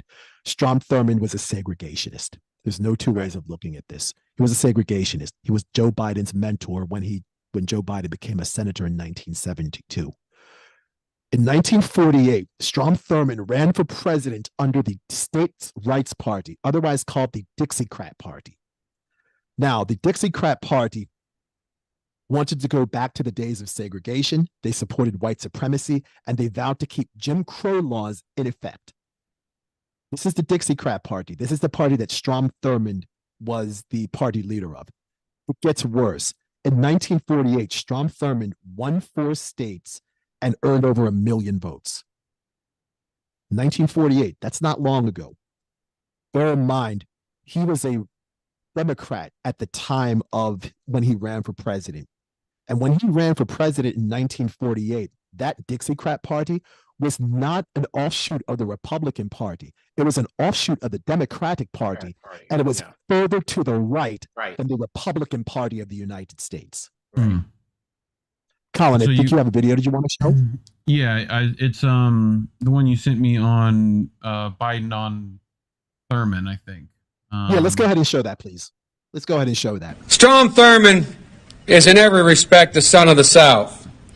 And as it was said of Robert E. Lee, Strom is an opponent without hate, a friend without treachery, a statesman without pretense, a soldier without cruelty, and a neighbor without hypocrisy. That's been the story of my relationship with Strom. We're occasionally referred to as the odd couple. Little did anyone think, including me, that when I had an opportunity to be a ranking member with Strom, that I would grow to have such genuine and deep affection for him. Strom Thurmond is in every... It reset. There you go. Okay. So so again, this is your current president of the United States at a birthday dinner for a segregationist, essentially calling him a friend. This is who we are dealing with. This is who we are dealing with. By the way, the second version of the crime bill passed in the Senate. It passed in the Senate. House Republicans filibustered it. Now, I'm old enough to remember Bill Clinton's election in 1992. I'm old enough to remember this. The only discernible difference from what I remember between George Bush and Bill Clinton is that Bill Clinton was willing to do 3 strikes you're out, and he vowed to give everybody a quote-unquote 21st century crime bill. Bear in mind, George Bush, who was the incumbent president, vice president under Ronald Reagan for 8 years, and former head of the CIA looked at 3 strikes you're out and said, yo, that's a bit too extreme for me. I'm not doing that. In other words, Bill Clinton out-Republicaned the Republicans, and that's the only reason he became president of the United States. I mean, that goes along with the narrative of, Democrats are not. It takes a Democratic president. That's the secret. Right. So no, it's the idea and the more I think about this, the more I believe this to be true. Republicans kind of say the bills that they want to do, knowing that they're not going to pass under them, that a Democrat will do. Because, it's a lot easier to call out a Republican for the shit that they're going to do, but not so much for a Democrat for doing the same shit. Yeah. So, Agreed. Ugly face to ugly policy, pretty much. Bill Clinton, this goes right into the next point, because in Back up from your 1993, mic a little bit. You're clipping a touch. There you go. this goes back to 1993 now, because in 1993, 30 years ago, the third version of the crime bill got passed in the Senate and then the House. And in 1994, Bill Clinton signed it into law. And I don't think people understand how truly disastrous the crime bill was. Quadrupled the prison population, criminalized non-payment of child support. It authorized billions and billions of dollars to build private prisons. There it is. That's the House version. That's the final version of the crime bill. The Violent Crime Control and Law Enforcement Act of 1994. It authorized millions of dollars for militarized police on local, state, and federal levels. And if cops made more arrests, more private prisons were built. And this bill locked up loads of Black and brown people for nonviolent drug offenses, and in many instances for a lot of years. This is Joe Biden. Joe Biden did all of this. Also in 1994, Joe Biden was one of the main architects of the North American Free Trade Agreement, otherwise known as NAFTA. NAFTA. Yep. Yeah. NAFTA. And NAFTA sent loads of good-paying jobs overseas. It destroyed what was left of labor unions and dramatically increased wealth inequality. Let's keep going. 1995, Joe Biden wrote and sponsored the Counterterrorism Act of 1995. Now, the Counterterrorism Act was designed to be an anti-immigration bill. And in the bill, it talks about the focused on the expulsion of alien terrorists. Those aren't my words. Those are words that are coming directly from the bill. Alien terrorists. So the Counterterrorism Act of 1995 was designed to be an anti-immigration bill. What this bill was supposed to do was ramp up border security, increase unconsented physical searches, and advance mass surveillance, including digital surveillance through emails, phone calls, bank transactions, internet history, etc. Anything involving technology. Pretty much. Yeah. Well, it's not only the precursor to the Patriot Act, it's exactly where the Patriot Act came from. Yeah. Because 6 years later, September 11th happened, and a month and a half after September 11th happened, the Patriot Act got signed into law. Here we go. I think you got me video for that, right? Yep, let's go ahead and watch it. I got it somewhere. Here we go. This one. No, don't begin playing already, Twitter. Jesus. You're supposed to do what I tell you to. You can ask the Attorney General this, because I got a call when he introduced the Patriot Act. He said, Joe, I'm introducing the act basically as you wrote it in 1994. It was defeated then not by any liberals. It was defeated then by the folks who worried that we'd have the Minutemen would get in trouble, by the Mr. Barrs of the world, who were worried about the right wing, not anything else. So that has nothing to do with you all, but just to set the record straight. Almost the same thing that got passed, the Patriot Act, was introduced by me in 1994. And it was the right wing that defeated it. You guys tried to help get it passed, including the wiretap changes and the rest. So you can ask the Attorney General this, because... So you have him to thank for that as well. So you're seeing it right now. You're seeing it right now. So what the Patriot Act did, the major difference between the Patriot Act and the Counterterrorism Act of 1995, and speaking of the Counterterrorism Act of 1995, Joe Biden wrote and sponsored the Senate version of the bill. The House version of the bill was sponsored by Chuck Schumer. You can go ahead and look that up. It's out there on the internet. Shucky the Shoom. Chuck Schumer sponsored the House version. So what the Patriot Act did, it created a massive government restructuring and created the Department of Homeland Security. The Department of Homeland Security didn't exist before the Patriot Act.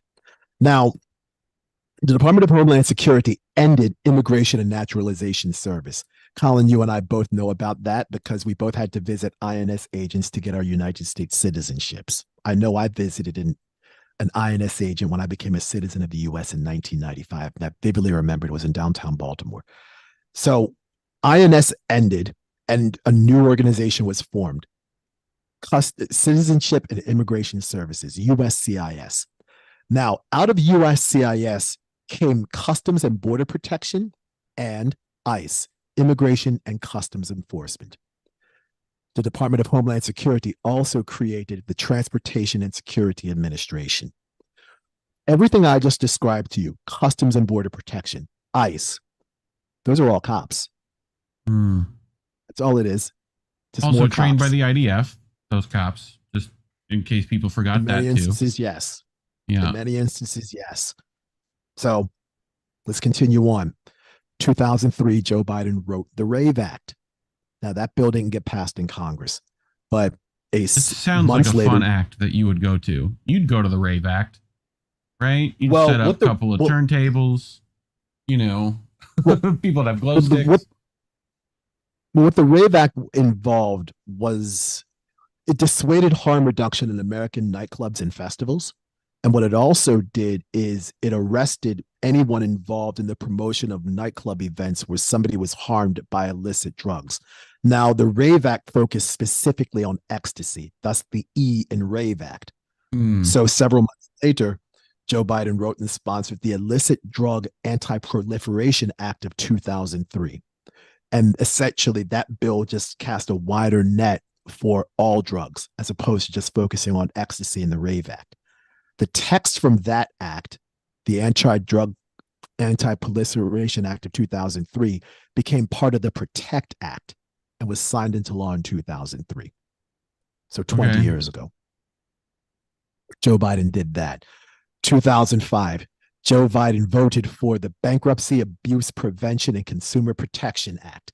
Now, this was a bankruptcy bill that made discharging medical bills and student loan debt impossible. Done. It was over with. Biden also supported the repeal of Glass-Steagall, which deregulated the banks, facilitated mergers and acquisitions, created dozens of hedge funds, and fueled the 2008 financial crisis. Voted to cut Social Security and help Bill Clinton cut welfare. And I can't remember the name of the bill that Bill Clinton wrote. It was the Priority it was like the Go Back to Work Act or the Priority Working Act. I can't remember exactly what it is, but that bill goes to your point, Reef. That bill was a compromise with Newt Gingrich, who I think at the time was the Speaker of the House, if I'm not mistaken. And Newt Gingrich wrote with the Heritage Foundation, the Contract for America. Oh, yeah. And the Contract for America was essentially looking to cut welfare. Now, where have we heard the Heritage Foundation before? Where have we heard the name? Say again? Supreme Court. Supreme Court. We've also all your Supreme Court justices are, and like half the Republican Party. Where else have we heard from the Heritage Foundation? You might have to remind me. Let me dig into this. Here we go. When Mitt Romney was governor of Massachusetts, Mitt Romney contacted the Heritage Foundation. Obamacare. Contacted the Heritage Foundation to create Mass Care, otherwise known as Romney Care. Romney Care, which then became Obamacare. Which then became Obamacare, otherwise known as the Patient Protection and Affordable Care Act. Yep. So the same people responsible for cutting welfare in the United States, the Heritage Foundation, are the same people that gave America the Affordable Care Act. Same people. Biden also supported Israel's occupation of Palestine. He obviously supported the Affordable Care Act. And remember, He was against Medicare for all, obviously against student loan cancellation, and supported every single war, including invading Iraq, Syria, Pakistan, Afghanistan, Libya, Yemen, and Somalia. I think you've got that might be a little long, but he definitely supported the Iraq war for sure. And by the way, Biden did all of this, and none of this was involving his tenure as vice president with Obama. Yeah. And we all remember all of the shenanigans Obama got involved in. Right. All of them.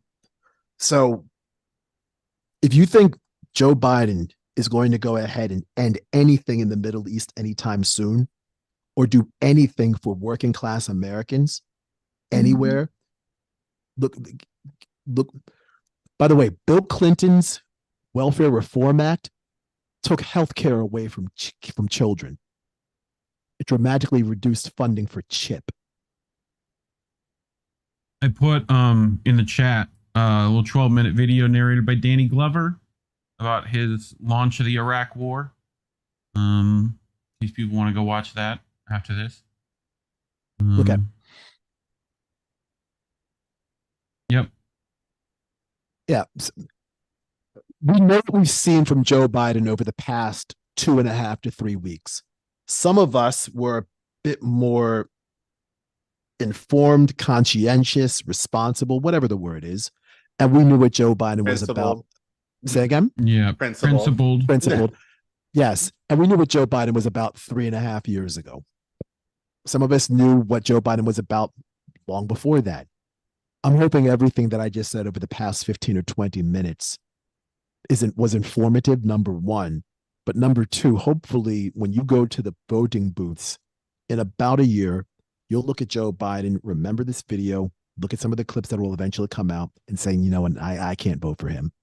I can't vote for him because 4 years ago, the mainstream legacy media in the United States gaslit us and told us that Biden was the lesser of two evils. By the way, the lesser of two evils is currently funding a genocide in the Middle East and actively funding Nazis in the Ukraine. And that is the lesser of two evils. That's what we were told. That's what we were told. And we and like I said before I started this entire conversation about Joe Biden, Biden's predecessor didn't write all of these bills. Biden's predecessor didn't write bills that built a bunch of prisons. Biden's predecessor didn't write a bill that criminalized non-payment of child support. Trump didn't write a bill that reestablished the federal death penalty. Trump didn't write a bill that contravenes Fourth Amendment rights, which are illegal search and seizure. Trump didn't do any of this stuff. Biden did everything I just talked to you all about. Every single one of these things. And that was before he was a president.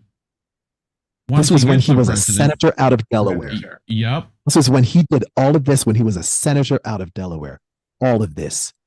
And the two people that he was mentored by, I mentioned one of them, obviously Strom Thurmond.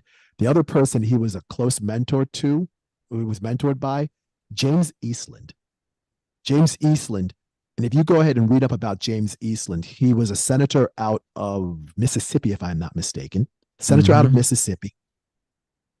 He was, I think he was a part of the armed forces at one point, and his biography says that he was a segregationist and a plantation owner. And he was and get ready for this, he was a member of the Democratic Party. James Eastland was a member of the Senate Judiciary Committee, was the head of the Senate Judiciary Committee when Joe Biden was first elected to the Senate 51 years ago. Right. So the mentors that Joe Biden had when he was a senator was a Democratic segregationist from Mississippi and a Republican segregationist that ran under a Dixiecrat party in 1948 for the presidency of the United States and then left the Democratic Party and became a Republican. These are Joe Biden's mentors. Kind of like Hillary Clinton was a Goldwater girl, pretty much. Correct. Hillary Clinton was a Barry Goldwater aide in the mid to late 60s, if I'm not mistaken. There's exactly correct, Reef. Well done. like I said in the interview with Ben, if you think we're going to vote our way out of this, we're mistaken. You can't vote the Rothschilds out. You can't vote, Charles Schwab out. Like, that's not happening right now. So how does anybody go? How do you vote for this? How do you vote for this? Well, how do you did. vote for a man I didn't. that We did. I didn't either. None of our, I don't think None any of our us did. audience, I don't think Yeah. any of our audience has, but like the saps who believe that Trump was just so bad and will Right. continue to be bad did. And they still might. Like, we got another election. That's still possible for some of these people. They are going to, because Yeah. they are going to, because to them Trump is just that awful. So so, and that's why I said earlier, it's easy for you to kind of call out Biden now, even though people have been calling him out for years. Are you going to keep that same energy this time next year? I highly doubt it.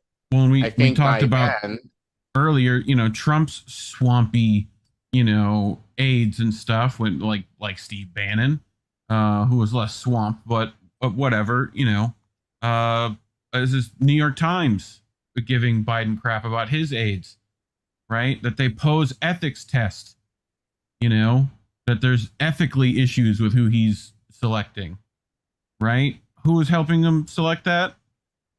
To get to our next monster that's still going around. I think you have an article for this. Where's it at? I have it somewhere. It's on Anthony Blinken, right? yes. Yeah, we need to have a serious conversation about Anthony Blinken, please. We absolutely do. We're getting there. Where's it at? It's from the American Prospect, which I have here somewhere on one of these. But anyway, but Blinken essentially is tied to the consulting firm. Here it is. That staffed that administration, right? That New York Times might pose ethics test, right? As Blinken was a part of that. So all the other people in that cabinet, Blinken could be part of the problem. But yeah. So what is that? West exec, I think, right? Yeah, let's go ahead and talk about Anthony Blinken, because I said this on my Instagram stories, I think yesterday or today. Other than Joe Biden, Anthony Blinken is the most dangerous person in Washington, D.C. The most dangerous person in Washington, D.C. Anthony Blinken is the current Secretary of State. He was a former Deputy National Security Advisor and Deputy Secretary of State under Barack Obama. He was also a member of the National Security Staff under Bill Clinton. Now, Reef, you mentioned that article. He was a founder of West Exec Advisors. And now West Exec Advisors is a shady consulting firm made up of former Obama administration officials. Now, what this firm did, it advised corporations to secure government contracts and provided clients with contacts, networks, and get ready for this, strategic military consulting. Firm doesn't register as lobbyists, so they can go back and forth between the private sector and the public sector with no delays. Some rumored West Exec Advisors clients included Windward. Windward is an Israeli artificial intelligence firm. Another one of their rumored clients is Shield, an artificial intelligence and drone surveillance company. This is your current Secretary of State with all of this military industrial complex experience. Now, Blinken's father, most people don't even know this. Blinken's father was a former United States ambassador to Hungary and was a former investment banker at a bank called Warburg Pincus. One of the previous CEOs of Warburg Pincus was a gentleman by the name of Timothy Geithner. Does everybody remember Timothy Geithner? Yeah. Yes. Okay. Timothy Geithner was Obama's Secretary of the Treasury. Timothy Geithner was also the architect of the TARP program, the Troubled Assets Relief Program, essentially the bank bailouts. Geithner was also responsible for the bonuses that were paid to AIG executives. Yep. Now, Timothy Geithner is not the CEO of that bank anymore, but at one point he was. If anybody thinks that Antony Blinken is remotely interested in ending anything in the Middle East, that's not so. No. That's not so. He has his hands in multiple cookie jars and his fingers in multiple pies. If anything, he's interested in continuing what's happening in the Middle East right now. He's interested. Another person that's completely interested in making sure that everything continues on is Lloyd Austin, who is a total sellout, a complete and total sellout. He's the current secretary. Say again? Go ahead. Who is he? Because I don't think he's talked about at all, really. So Lloyd Austin? No, he's not. We're going to talk about him. He's the current Secretary of Defense. He's a retired four-star general and retired from the armed forces in 2016. Now, when he retired, he joined the board of a steel producer and manufacturer in the United States called Nucor.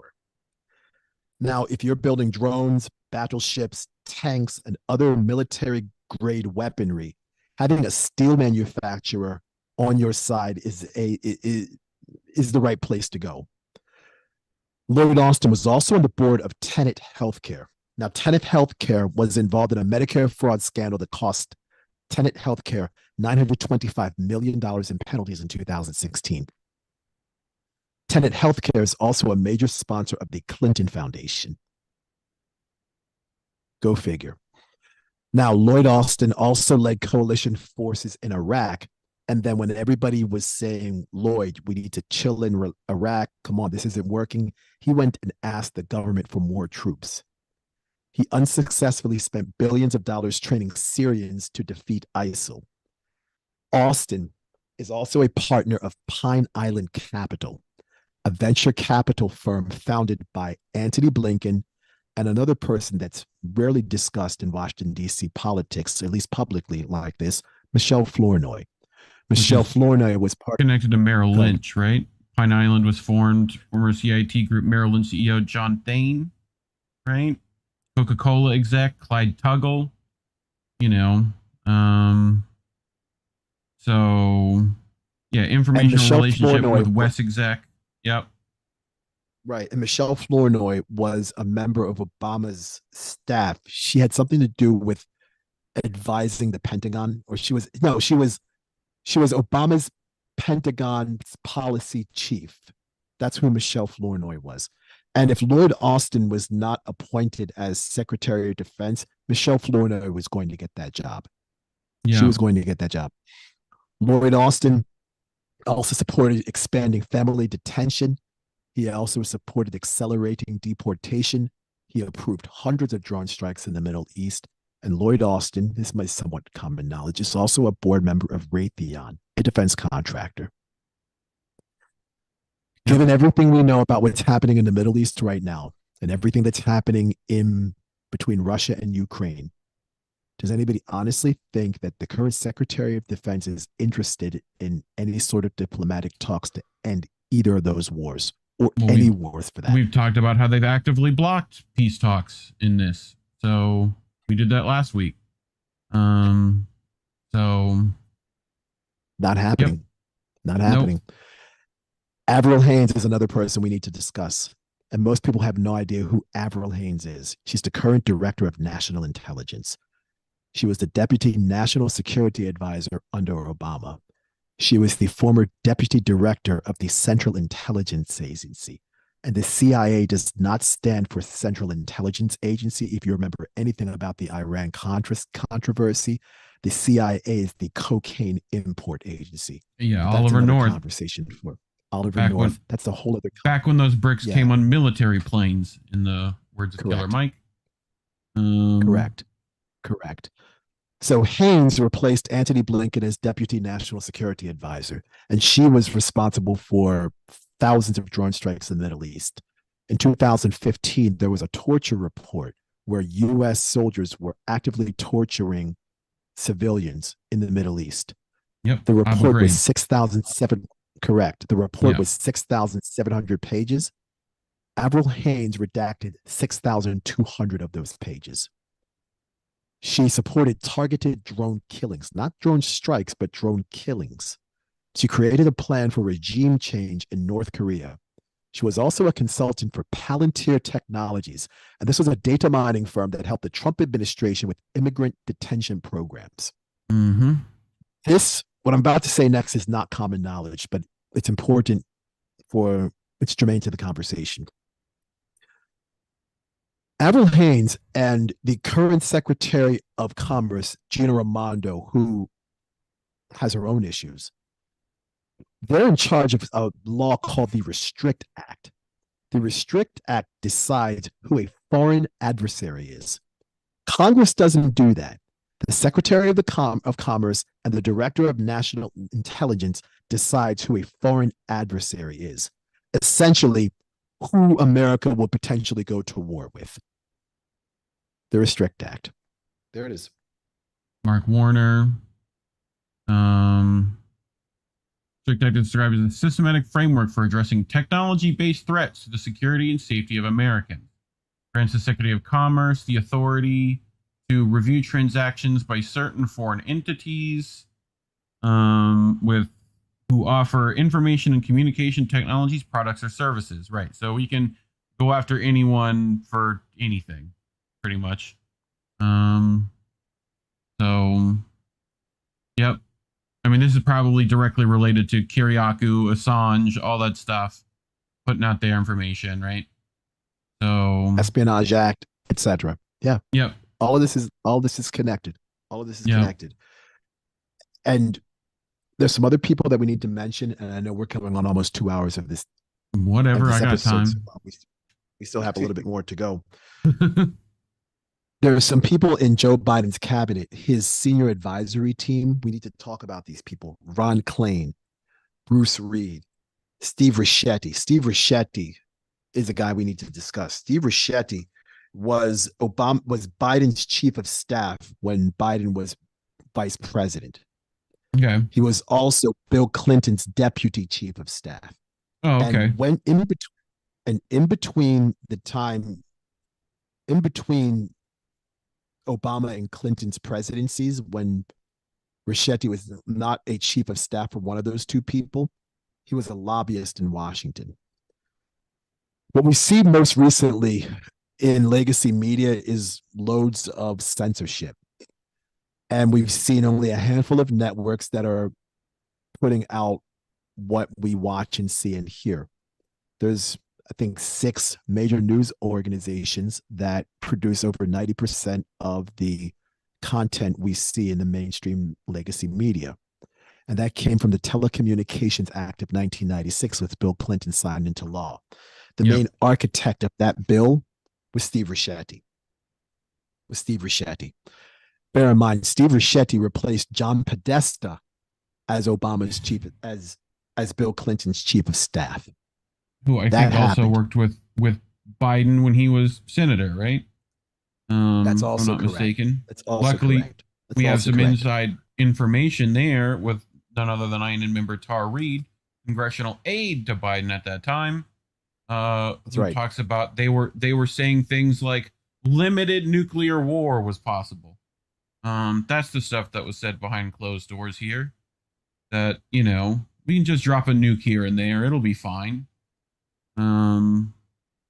So yeah, lovely whole family of warmongers. Mike Donilon is another member of Joe Biden's brain trust. Mike Donilon has been an advisor to Joe Biden since 1981. His brother is Tom Donilon, who was Biden's chief of staff and a former national security advisor to Obama. And Tom Donilon's claim to fame is he came up with this campaign slogan, "Soul of a Nation." Yep. If I'm not mistaken, Tom Donilon's wife is the CEO of UNICEF. Yep. We talked about how UNICEF is terrible before too. It's pretty much a money laundering campaign for the most part. So I know earlier on we talked about Trump's cabinet and how Trump's cabinet was terrible. And what I think Trump's cabinet had was completely unqualified people for the job. Betsy DeVos had no idea what she was doing. Steve Mnuchin, he did a lot, especially when he was the CEO of One West Bank in Southern California, the second largest mortgage holding bank in Southern California, that was responsible for over 1,000 illegal foreclosures. And the California Attorney General at the time chose to not prosecute any of those cases. The Attorney General at the time was none other than the current Vice President of the United States, Kamala Harris. Oh, yeah, of course. That happened. And then when Kamala Harris decided to no longer become Attorney General and become a senator, the one Republican that donated to her campaign for senator was Steve Mnuchin. Then, when Steve Mnuchin had hearings to become Secretary of the Treasury under Trump, Kamala Harris voted for Steve Mnuchin's nomination. So if you think there's any difference between the Democrats and the Republicans, regardless of the administration, nope. It's nothing. It's not happening. It's not happening. And by the way, Kamala Harris, we could be here talking about everything Kamala Harris did. Convictions increased for minor drug offenses from 52% to 67%. She declined to pursue a ballot initiative that would have banned the death penalty. Mm-hmm. When she was San Francisco District Attorney, a technician stole cocaine from a crime lab, and mishandled the evidence. Kamala Harris, when she was City State's Attorney in San Francisco, tried to cover up the theft and did not inform the defense attorneys. Over 1,000 drug cases had to be thrown out. For my legal eagles out there, if you purposely withhold a material fact of a court case and do not disclose that to the defense, that is a Brady violation. Yeah. If you would have Brady. No, continue. I mean. No, go ahead, Reef. No, I'm trying to think of what that's called normally when you stop justice from happening. They lock you up because you didn't say things. But my brain not work right now. If you're in court and you get a Brady violation levied against you, the case is basically done. You would almost have to throw out the case because all of the other material facts that you have for the case is essentially a house built on a deck of cards, and the foundation is made of quicksand. Everything just falls apart at that point. Obstruction. Someone helped me out in the chat. Kamala Harris also supported truancy laws that locked up parents that didn't send their kids to school. And without looking into the circumstances, there might have been no daycare. There might have not. The parents might have been working 2 or 3 jobs to support the family. And in San Francisco is expensive. You might have to do that. Yeah. Might have to do that. Kamala Harris went ahead and laughed about this. We already talked about Kamala Harris not prosecuting Steve Mnuchin. And by the way, Steve Mnuchin was a major beneficiary of the TARP program that we talked about earlier on with Timothy Geithner, because Steve Mnuchin not only profited from the foreclosure of all of those homes, the illegal foreclosure of all of those homes that Kamala Harris chose to not prosecute, but Steve Mnuchin's bank, One West Bank, also profited from the sale of those quote unquote depressed assets. So all of those homes that eventually went underwater and they illegally foreclosed on, they not only got the money from the sale of those houses, but they also got bank bailout money through the TARP program. Yep. And that was your former Secretary of the Treasury. But Kamala Harris's biggest crime, and I get visibly upset when I talk about this. Kamala Harris trained prisoners to fight fires, trained them. And these prisoners were training right alongside officially trained California firefighters. California firefighters earn a decent salary. They're probably making $95,000, maybe $100,000 a year to fight fires. The prisoners that were fighting fires in the forest, Kamala Harris was paying them $1.45 per day. $1.45 per day. Then when these prisoners got out of jail after serving sentences that were longer than that we were supposed to be, these prisoners that had all this fire department training couldn't get jobs because they had criminal records on they had felony convictions on their criminal records, and they couldn't get jobs. There's a special place in hell for Kamala Harris. And I mean that sincerely. There's a special place in hell for Kamala Harris. Yep. No, I mean, these people are all like, she couldn't even get any percentage of the vote, yet she magically becomes VP. You know, like, okay. So yeah, we told people this then, you know. So there is no such thing as a lesser evil. Turns out that's still evil. But yeah, we'll get to a few other evils you have lined up for the rest of the night, because we definitely want to get to this Palestine stuff. I'm sure we'll have a ton of stuff to say on that too. But yeah, no, dude, you bring loads of receipts, so I'm down. Right. Appreciate this, and we'll probably have to clip this up a lot more. Anyone who wants to make a very short clip, basically, because I think we need a reminder of this heading now into next fall. Yeah. In terms of just a reminder for people, just how, not just how awful Biden has been since he's been president, but given his history, that we barely heard from mainstream media at all, that, you know, and I'm going to be very fair to the majority of the population here.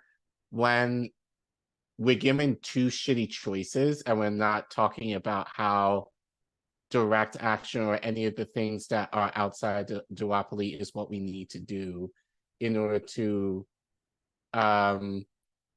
swerve the system that we're currently in, I get why people feel like they don't necessarily have a choice. I don't agree with it, but I understand it.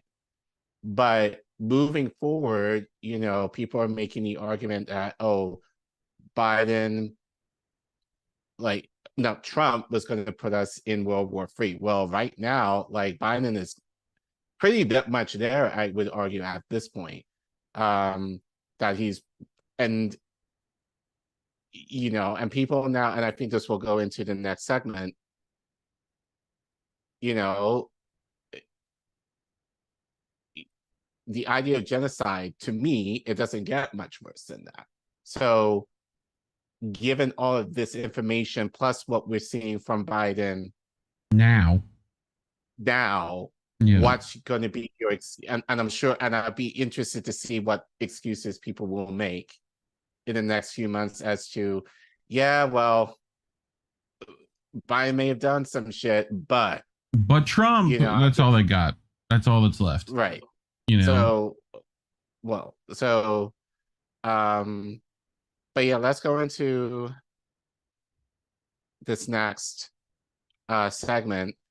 So you, and hopefully me, at least for a minute, will be planning to attend this watch on Washington, D.C. Coming up on Saturday. Right. We've seen, and everyone who's been on Twitter and anyone who has watched mainstream media knows that there's been a lot of protests regarding the Palestinian resistance, I will say, you know, for the last few weeks. Mm-hmm. There was a huge one in London, I believe it was last weekend.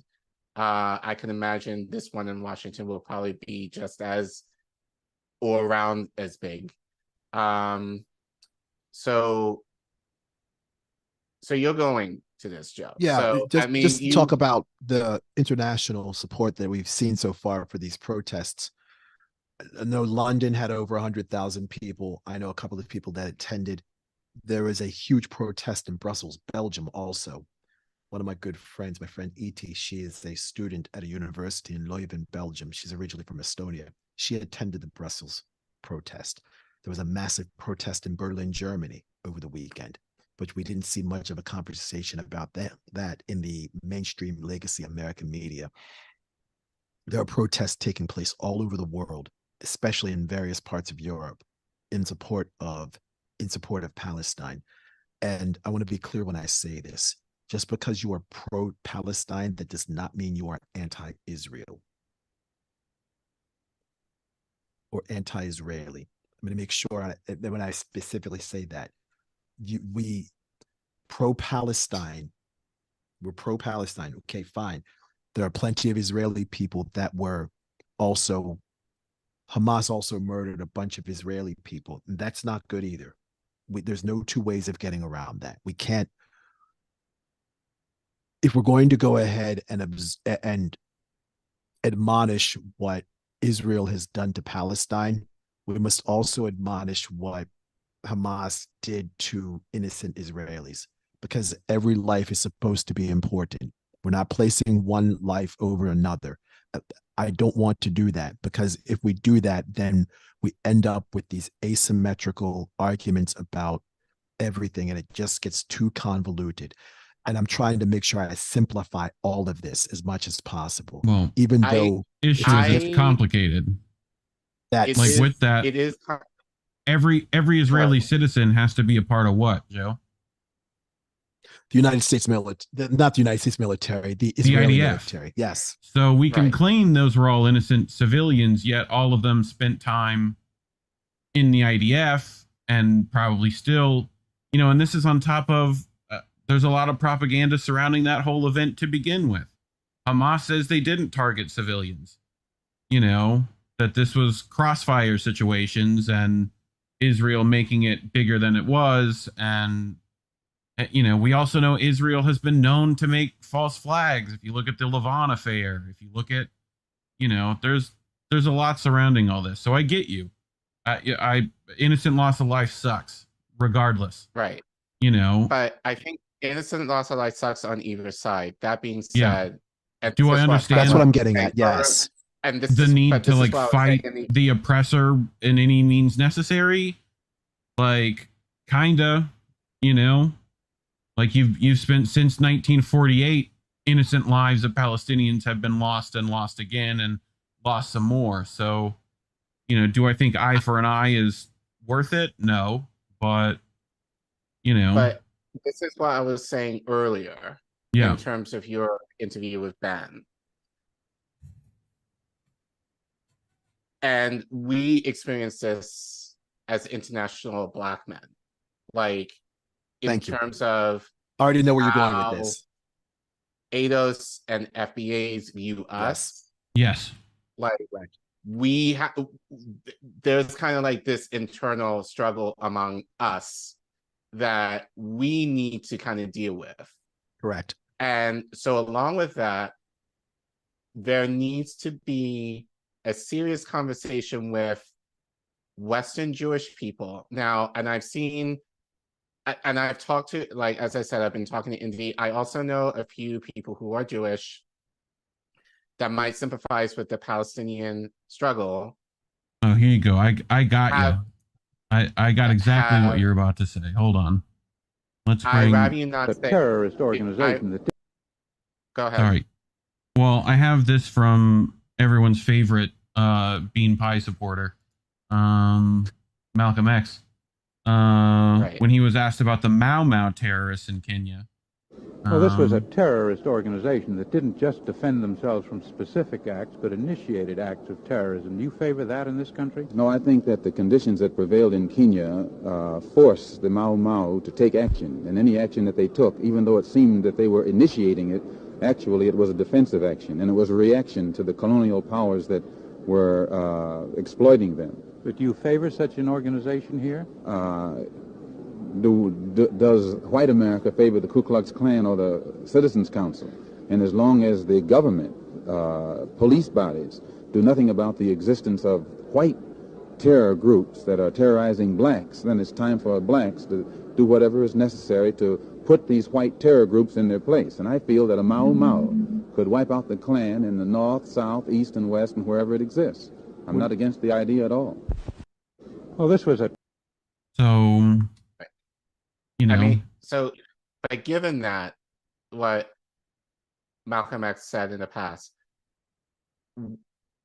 the conversation needs to be had, in my opinion, among Western Jews who, and I've seen a few online, and I get how you need to kind of show solidarity with Israelis who you share a faith and you share a culture with in terms of your religion. I totally get that, and I understand that. That being said, if you cannot speak in truth, and I'm saying this to, well, I've seen a lot of, Jews here who have been pro-Palestine who have been very outspoken about this. So, arrested, I'm not talking censored, right. Yeah. So I'm not talking about those people. I'm talking about the people who might know, who are very aware of how Zionism has used their faith as a vehicle to justify the current genocide of an indigenous group in the Near East, and are not willing to elevate that conversation so that there can be a little bit more understanding, and I would argue more solidarity among themselves in terms of how to move forward and deal with this reality. I think it's going to be a tough conversation. Yes, it will. But I think at this point, it's a conversation that needs to be had. And for me, and it's the argument of, and I think a lot of people are saying, to me now, like, oh, we feel like we supported you guys, the Black people, during George Floyd or whatever else. You're not supporting us now. And no, it's not that we're not supporting you. It's the idea of people are against capitalism. We're against colonialism. We're against the very system that would cause an uprising like this. And as Kwame Ture said, and I played a clip from him several weeks ago, where I think it might have been a Jewish heckle or whatever, but he said to that person, if I am a slaveholder and you're the slave, and your means to freedom is to kill me, would you do it? Like, so the question is, yeah, I think the idea of, yes, it's horrible to see bloodshed on both sides. However, there's a narrative that's being pushed mostly in mainstream media that it's one-sided over the other. It tends to be one-sided. It's just not the side they want to portray it as. Right. And the issue that I have is, I think the main thing, if we want to keep it simple, who controls the resources? It's not Palestinians. No. And it's not even Hamas. They're a resistance group. It's the Israeli government with our funding, as you said, with our tax dollars. And I'll make this argument, especially for the FBAs. I said this before, the FBAs and ADOs who are like, oh, that's their fight. We have nothing to do with it. Your tax dollars. Yeah, similar to giving Al-Qaeda, to you, ISIS. you know, the Your Viet tax Cong. dollars that could be going towards student loan debt is going towards the occupation. Your tax dollars that could be cleaning up our schools is going to Israel military. Your tax dollars that is paying for their universal health care, right? To be damned that we can get universal health care here, but Israel has universal health care on our dime. So And an Iron Dome on our dime, Israel wouldn't be able to capable of defending itself without us. right. Which is why even in this, I hate the idea of ceasefire to me, like this narrative of like, yes, I want it to stop. But the question I'm asking is,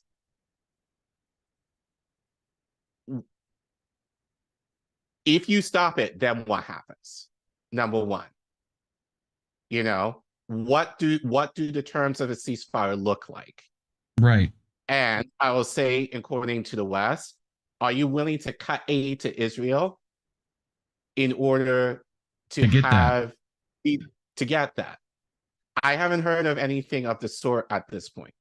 So it's more control of the narrative, and I think that's something that we also have to push back on in terms of like, and I think even this weekend, I'm sure there's going to be a lot of discussion of, yes, we need a ceasefire, but ceasefire to me means nothing if it means continuing to fund Israel for potentially continuing this war, and then humanitarian aid that, and I'm going to say allegedly, that's supposed to go to Israel. How do we know that it's going to go to them?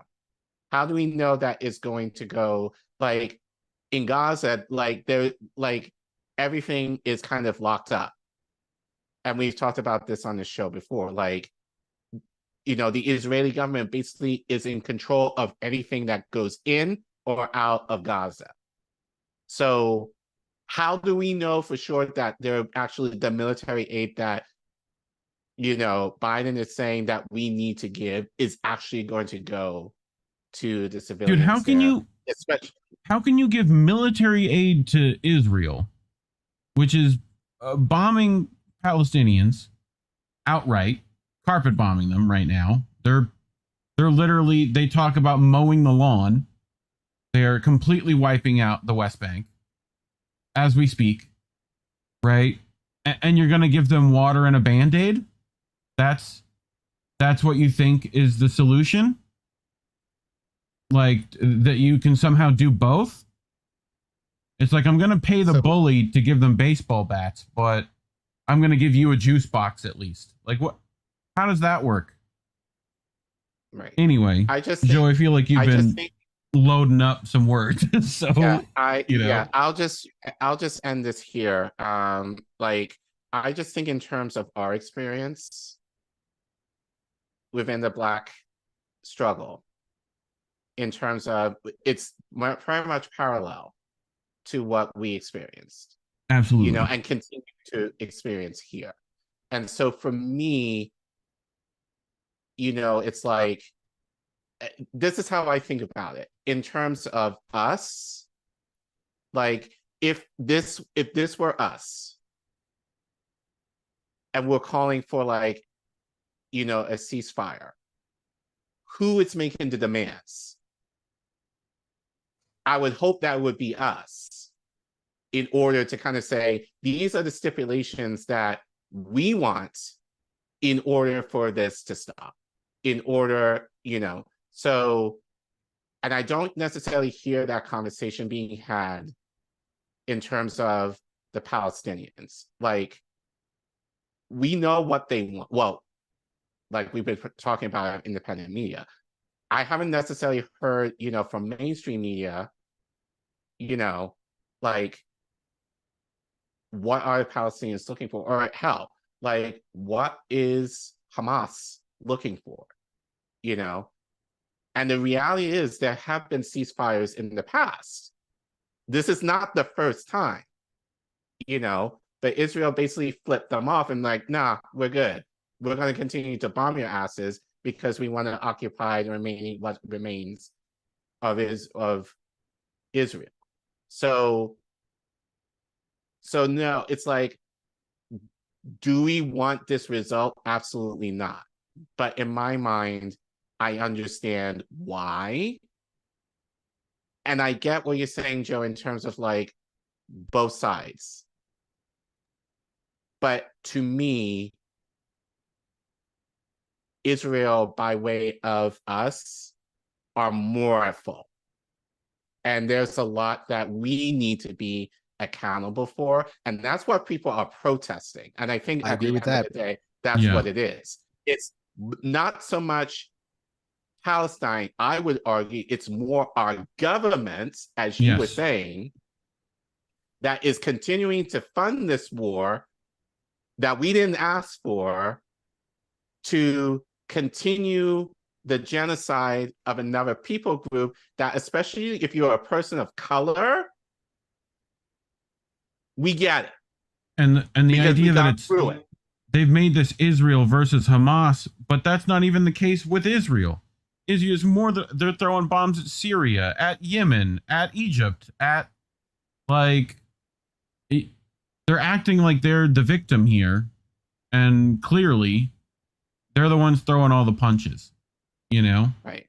But like, Joe, feel free, and then I got a couple more videos after that. But right, go ahead. Right, and this is and thank you, gentlemen. I mean, this is exactly why I tweeted what I tweeted the other day, and I said, just asking for a ceasefire is not enough, because what we've heard over the past few weeks, and we've heard this regarding the creation of the United Nations, is we're never going to have a situation like this ever again. We're never going to have a genocide like this, and we're creating the United Nations. So there is some diplomacy, there's a spirit of conviviality and humanitarianism. So these sorts of human catastrophes never happen again, but we're seeing it happen now. And a ceasefire is not going to be enough, because if everybody just calls for a ceasefire, what happens in 2 weeks? What happens in 3 weeks? What happens what happens later on this year when this flares up again? And it most likely will, because that's what it's always been doing. We need to have a strategic plan. And I'm not a diplomat by any stretch of the imagination. I'm just a DJ that maybe has a little bit more common sense and can look at something from multiple points of view. And the 4 points of view: macro, micro, bird's eye, and nonlinear. I can see things from various perspectives and synthesize all this information to make it make sense. The first thing we need to do is somehow end Israel's occupation of Palestine. We also need to end USA's financial aid to Israel. And this is $3.8 billion a year, every year until 2026. And if you think $3.8 billion a year is a lot of money, that pales in comparison to the New York City Police Department budget, which is $10.8 billion a year.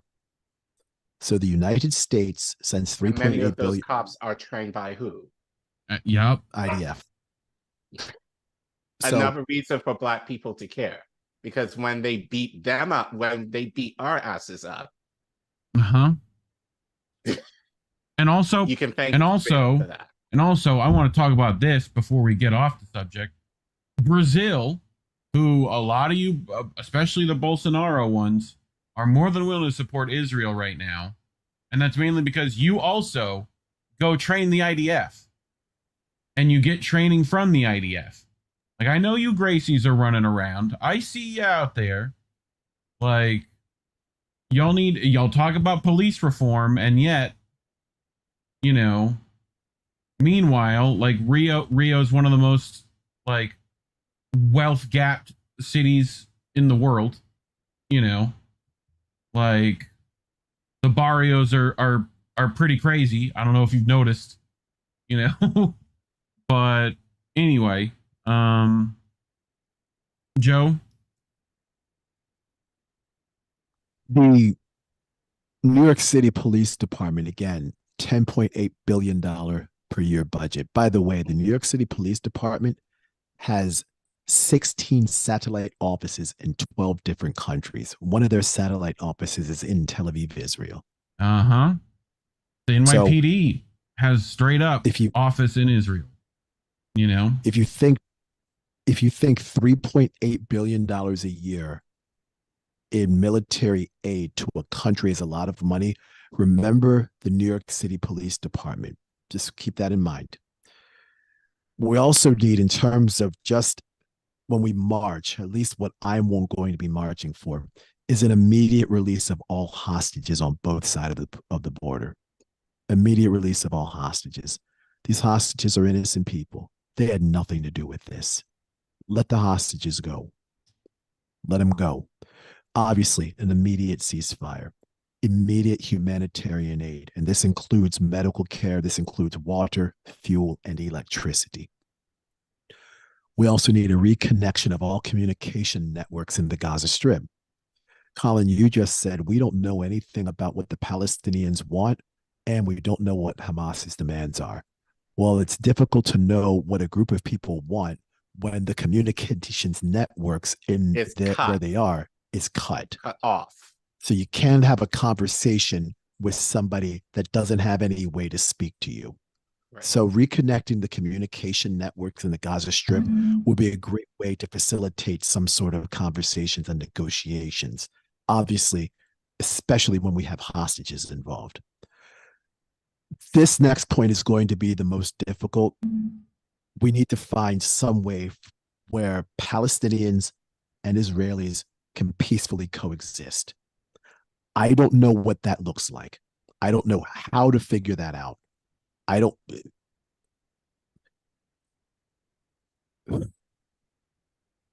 But I think even with that, pause for 1 second. I think even with that, as I said, there needs to be an account of the history that surrounds both groups.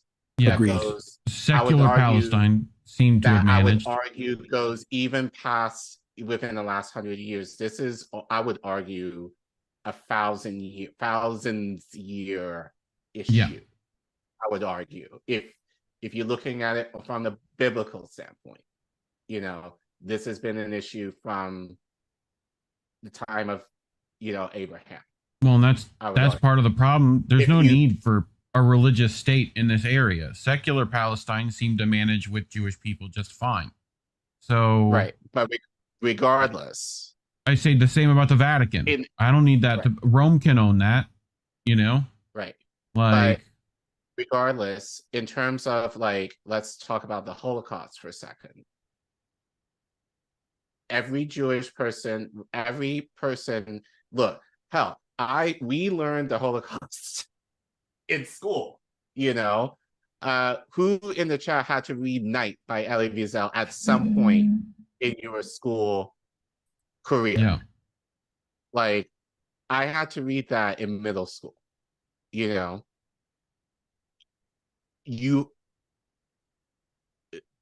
Jewish people do not let us forget about the Holocaust. Yeah. And for a right reason. So in that same vein, you should be willing to have those discussions among yourselves. Well, Collin, in terms of how you sound like a particular Democrat from 10 years ago. This guy, 10 years ago, Collin, 10. Wait, don't mute me. Their right to justice. Palestinian people's right to self-determination, their right to justice, must also be recognized. And put yourself in their shoes. Look at the world through their eyes. It is not fair that a Palestinian child cannot grow up in a state of their own. Living their entire lives with the presence of a foreign army that controls the movements, not just of those young people, but their parents, their grandparents, every single day. It's not just when settler violence against Palestinians goes unpunished. It's not right to prevent Palestinians from farming their lands or restricting a student's ability to move around the West Bank or displace Palestinian families from their homes. Neither occupation nor expulsion is the answer. Just as Israelis built a state in their homeland, Palestinians have a right to be a free people in their own land. 10 years ago. What happened? That was. What happened? How do we end up to this other Democrat mind. lady? Oh wait, this is the wrong photo. Where's it at? You have this lady. How do we end up here? People who are calling for a ceasefire now do not understand Hamas. That is not possible. It would be such a gift to Hamas because they would spend whatever time there was a ceasefire in effect rebuilding their armaments, creating stronger positions to be able to fend off an eventual assault by the Israelis. So we're in a very different world. I don't think it had to be the world we're in, but that's where we are, and we've got to figure our way forward through it. I mean, straight up, essentially saying we can't have a ceasefire. Right. Which is, that's already half a breadcrumb. But regardless, what I do think needs to happen, there needs to be talks among Israelis and Jews in terms of the history that will be a tough conversation to be had. But in the same way that we have to have those conversations among ourselves within the Black community, given our history and our link to Africa and how, and again, the key word is colonialism really warped our thinking towards each other.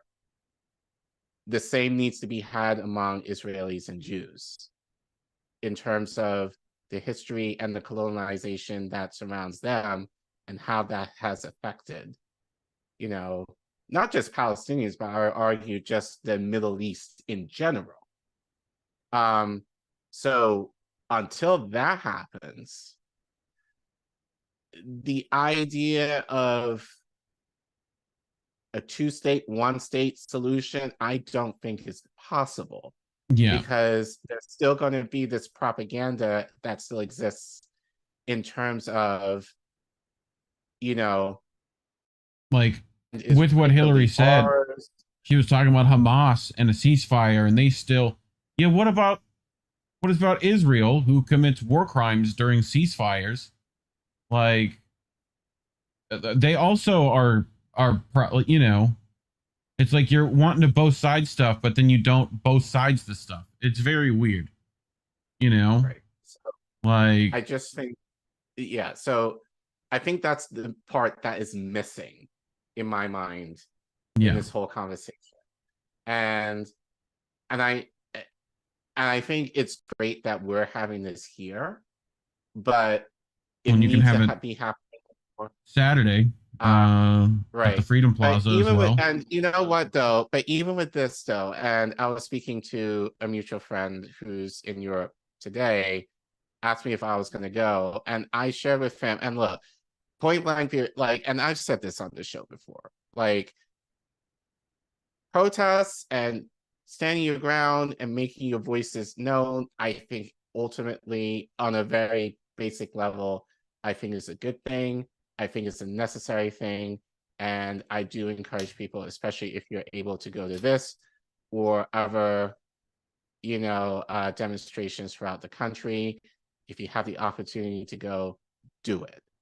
That being said, I am always skeptical I think in our generation, in terms of having these protests and demonstrations without talking about what type of actionable steps can be taken after. It's one thing just to go and hear a couple of great speeches and get all fired up. Yeah. But then go home and what changes? And don't internalize that conversation. Right. And this kind of goes to Biden. You know, I'm sure we're going to hear a lot of people who are going to cuss out the American government over the weekend, and rightly so. But in a year from now, what will that translate to? Will that translate into, you know, actually possibly withholding your vote for the duopoly? Will that translate you? Hold on. Will that translate you into actually taking some sort of direct action, you know, towards this locally for you? Or are you just going to fall under the spell of the duopoly and basically be like assuming that it's Trump who's going to be the nominee, Biden's going to be the nominee, that it's going to be like, oh, well, I totally understand this issue, but, you know, that's my concern. If anything, in a way, what's happening is happening too soon. This would be a lot more interesting if this were happening this time next year, because I think it would give more people pause and actually, in my mind, be more willing to actually do some sort of direct action or be willing to withhold their vote. That's just in my opinion, just thinking about it. That being said, this is a year from now, and we don't know what's going to happen within the next few months that people are going to forget, or mainstream media is not going to cover this as much. I could imagine that this situation is going to be, I wouldn't say buried, but, you know, you talk about it less. There's going to be something else that will come up on the pipeline. People are going to forget. And when it comes to voting time, again, it's the idea of like, you know, Biden, Trump, well, you know, the powers that be tell me that Trump is bad. And even though Biden didn't do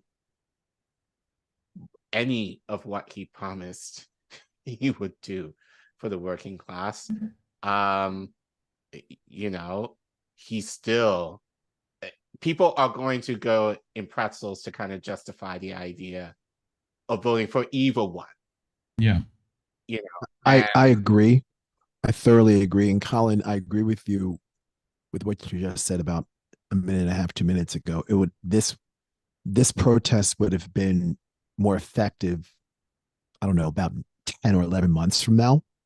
But I think this protest would have been more effective maybe 2 or 3 or 6 months ago.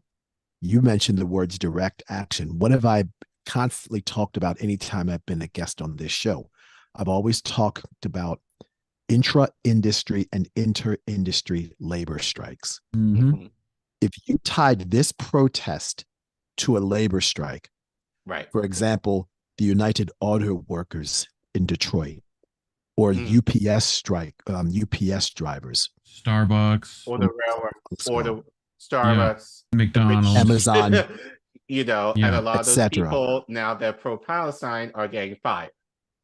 Yeah, you know. Well, so, or Starbucks is saying you literally can't have Starbucks in your union name because you're pro-Palestine and we're pro-Israel and you're using our likeness.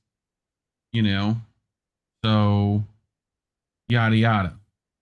But a labor strike with this protest would have been highly effective. But Collin, I do agree with you. We do need to protest. We do need to make our voices heard, but there must be more than just calling for a ceasefire without any actionable items after that. And some of the other actionable items that I wanted to continue to discuss is something that we're seeing a lot more of on both sides, and we have to denounce it on both sides because it's wrong. Right. We have to unequivocally reject anti-Semitism and Islamophobia, because discriminating against somebody because of their religious affiliation is wrong, regardless of what side it's on. So if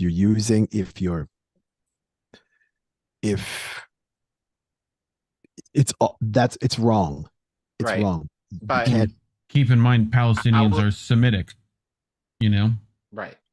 So I think we need to hear from Palestinians. yeah, a lot what more. they want, Which, what their demands are, and good luck trying to find that. As you said, their quality of life is essentially cut off, so their voices are not being heard right now. So that's who I'm more interested to hear from, is what are your demands in terms of having, if a ceasefire were to exist, and if you are able to come to the negotiating table, what do you want people to know?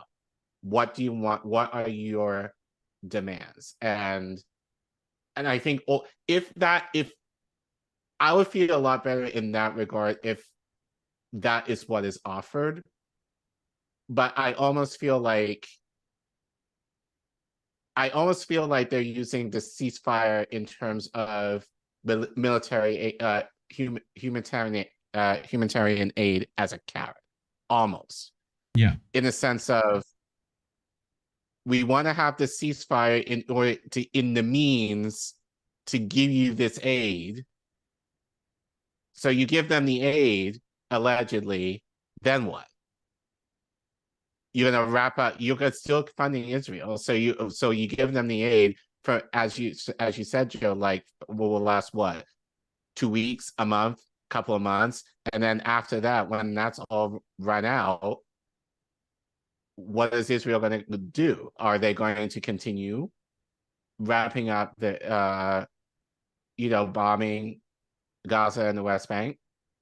So these are the kind of discussions, and I will hope that at this protest, we will get to hear some more of this, hopefully. I'm a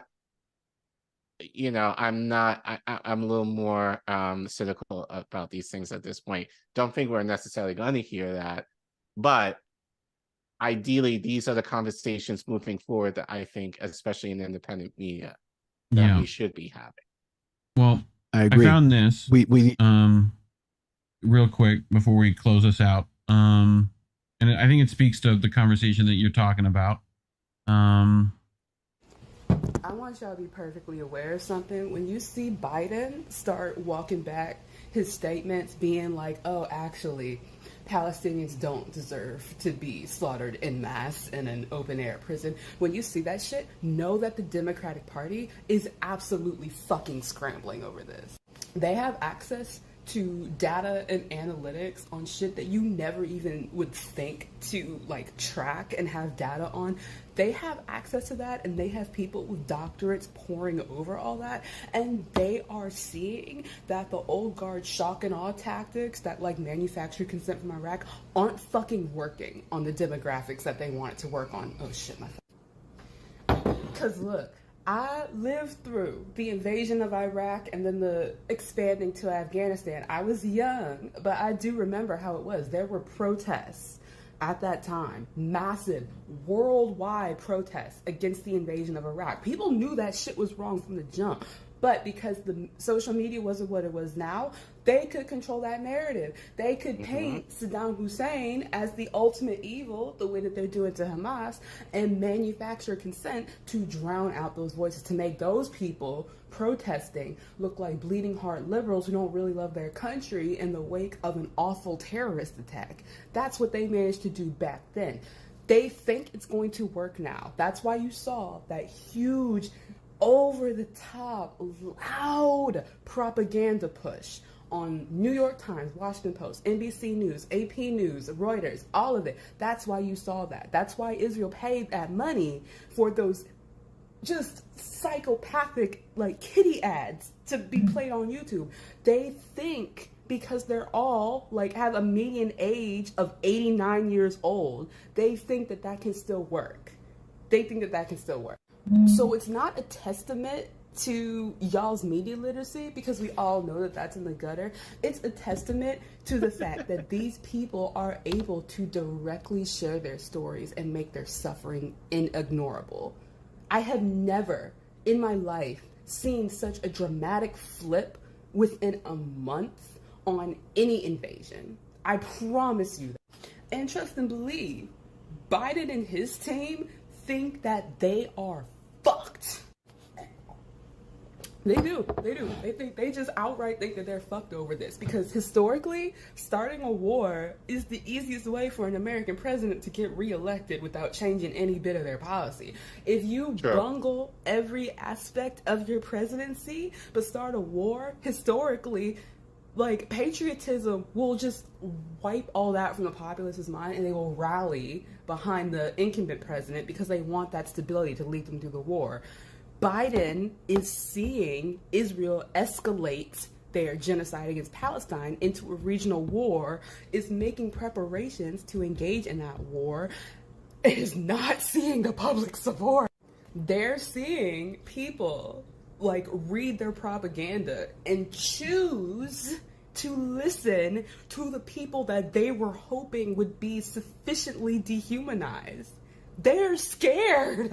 Like that thing I said about numbers earlier, they have access to the polling numbers right now. They see that Trump is doubling their polls. They're probably worse than what we know. Like Biden's re-election campaign is beyond fucked by this, and they know it. So that's why he's starting to, like, softball a bit, walk it back, and then insidiously start to cast doubt on Palestinian casualties, so he can say, oh, well, Palestinians deserve dignity, but also the terrorists were lying the whole time. So they can maintain that Israel has the right to defend itself and boost our weapons contractors.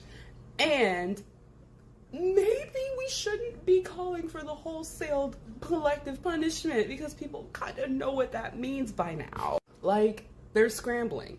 They're just scrambling. They're not walking it back because they're too prideful and evil and cocky to walk it back. But they're absolutely seeing grifters like what the fuck is that name? That Hinkle dude and Censored Men and all these, like, MAGAs with American flags in their bios successfully pivot to championing Palestine and getting mass support and, like, boosting and, like, raising their profiles off it. They are seeing that the same way that we're seeing that. They're seeing that even more.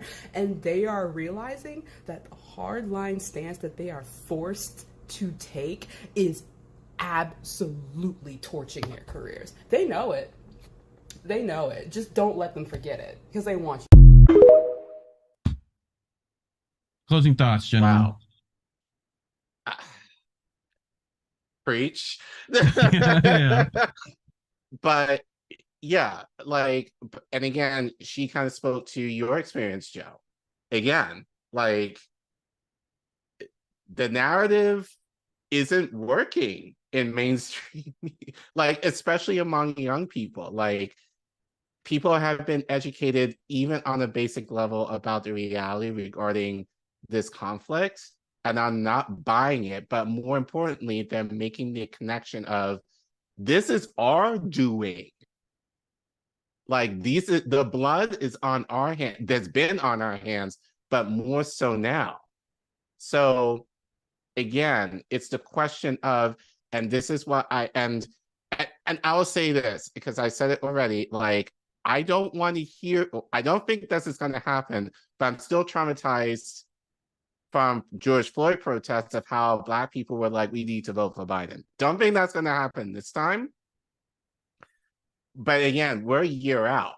Yeah. So a lot can happen between now and this time next year that people are going to potentially forget. And I'm glad that you've been here to kind of give the breakdown of Biden. And what we're going to do is clip that shit up and kind of post it every few weeks as a reminder to be like, this is what DJ Joe Nice said in our show.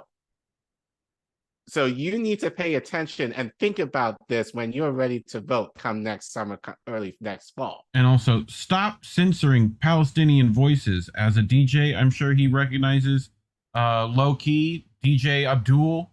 There's a load of groups over there that are being actively censored on Spotify and so many other platforms. I mean, we've been censored. You know, it's ridiculous. But yeah, Joe, please. Yeah. Yeah, there's a couple more points that I wanted to talk about regarding what I hope is part of the larger discussion and conversation this Saturday regarding the protests. Talked about an unequivocal condemnation and or rejection of Islamophobia and anti-Semitism. What also needs to happen is war crimes tribunals at the International Criminal Court in The Hague in the Netherlands for anyone involved in the murder of innocent civilians. And again, this involves Hamas, this involves the Israeli Defense Forces, and anybody providing military support for this war. We can't say that people are committing war crimes and have these crimes go unpunished. Right. One more time with that. We can't say that people are committing war crimes and have these crimes go unpunished.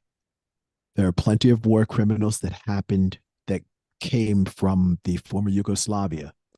Slobodan Milosevic, Radovan Karadzic, Franjo Tudjman, who became the first president of Croatia, and the airport in Zagreb, Croatia is named after him. There were some evil people that were involved in what happened in Srebrenica in Bosnia, in the murdering of 3,000 Bosniaks. These are war criminals. This is no different than what we're seeing right now in the Middle East, in Israel and in Palestine. Anybody involved in killing anybody that was innocent, members of the press, innocent civilians, unarmed civilians, hospital workers, etc. Anybody involved in killing anybody that was innocent must face a tribunal, a war crimes tribunal. Has to happen. It has to happen.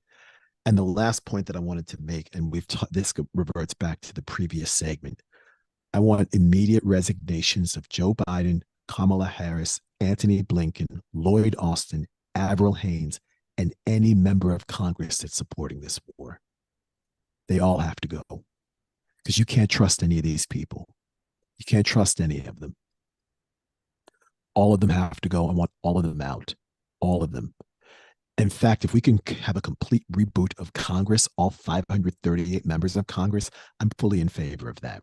No, we can do a couple better. We need to just reboot government, just the whole thing, just on the very basis of what it's been built on. Needs to be just go. Like, which is exactly what I talked, and I talked about that earlier on when I said we need a cultural autopsy. One of the, and we need to reform all of the institutions that make up a society. And I said, one of the institutions is government. We need to look at that.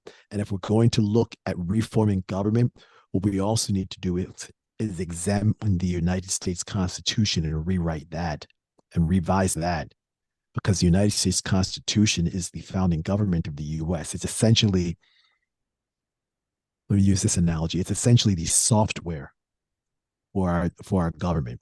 It's the software for our government. We have phones. We have computers. They go through software updates to make sure that they're working at optimal efficiency. We have a document that was written in 1789, and sure, we've had 27 changes of that document, but it hasn't had. But the fundamental amendments of the Constitution are really the first 15 amendments, the first half. They haven't really been changed since 1865. That's a problem. That's a huge problem, and that needs to change. So we might need to look into rewriting the United States Constitution. That way we can reform one of the institutions that makes up a society, government.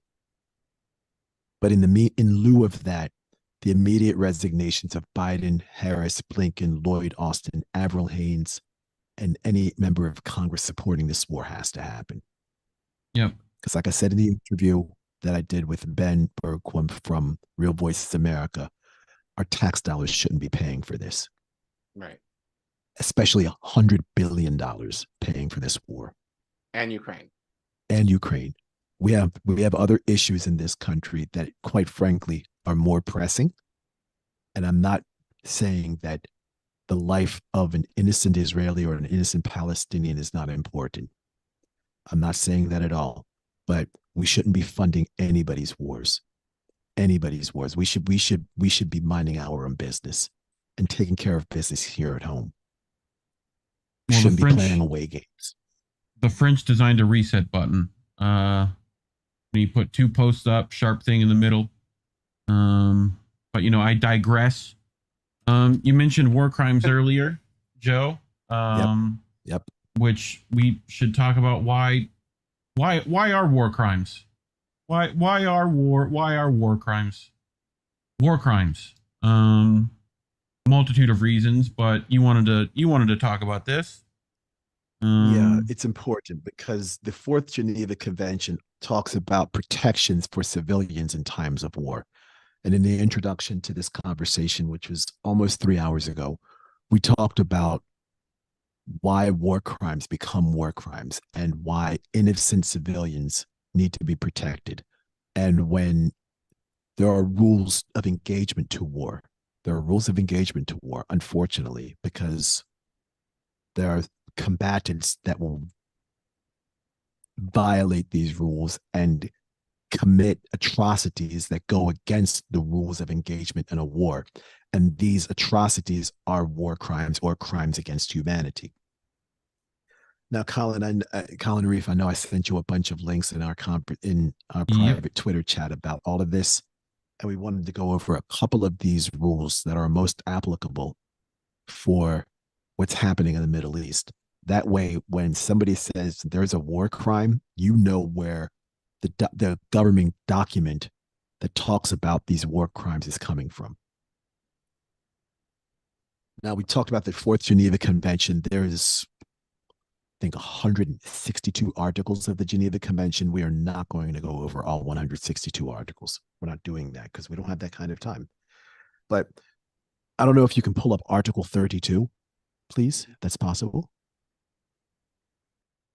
There you go. Prohibition of corporal punishment, torture. If you engage in this is a war crime. This is a war crime. Can't do it.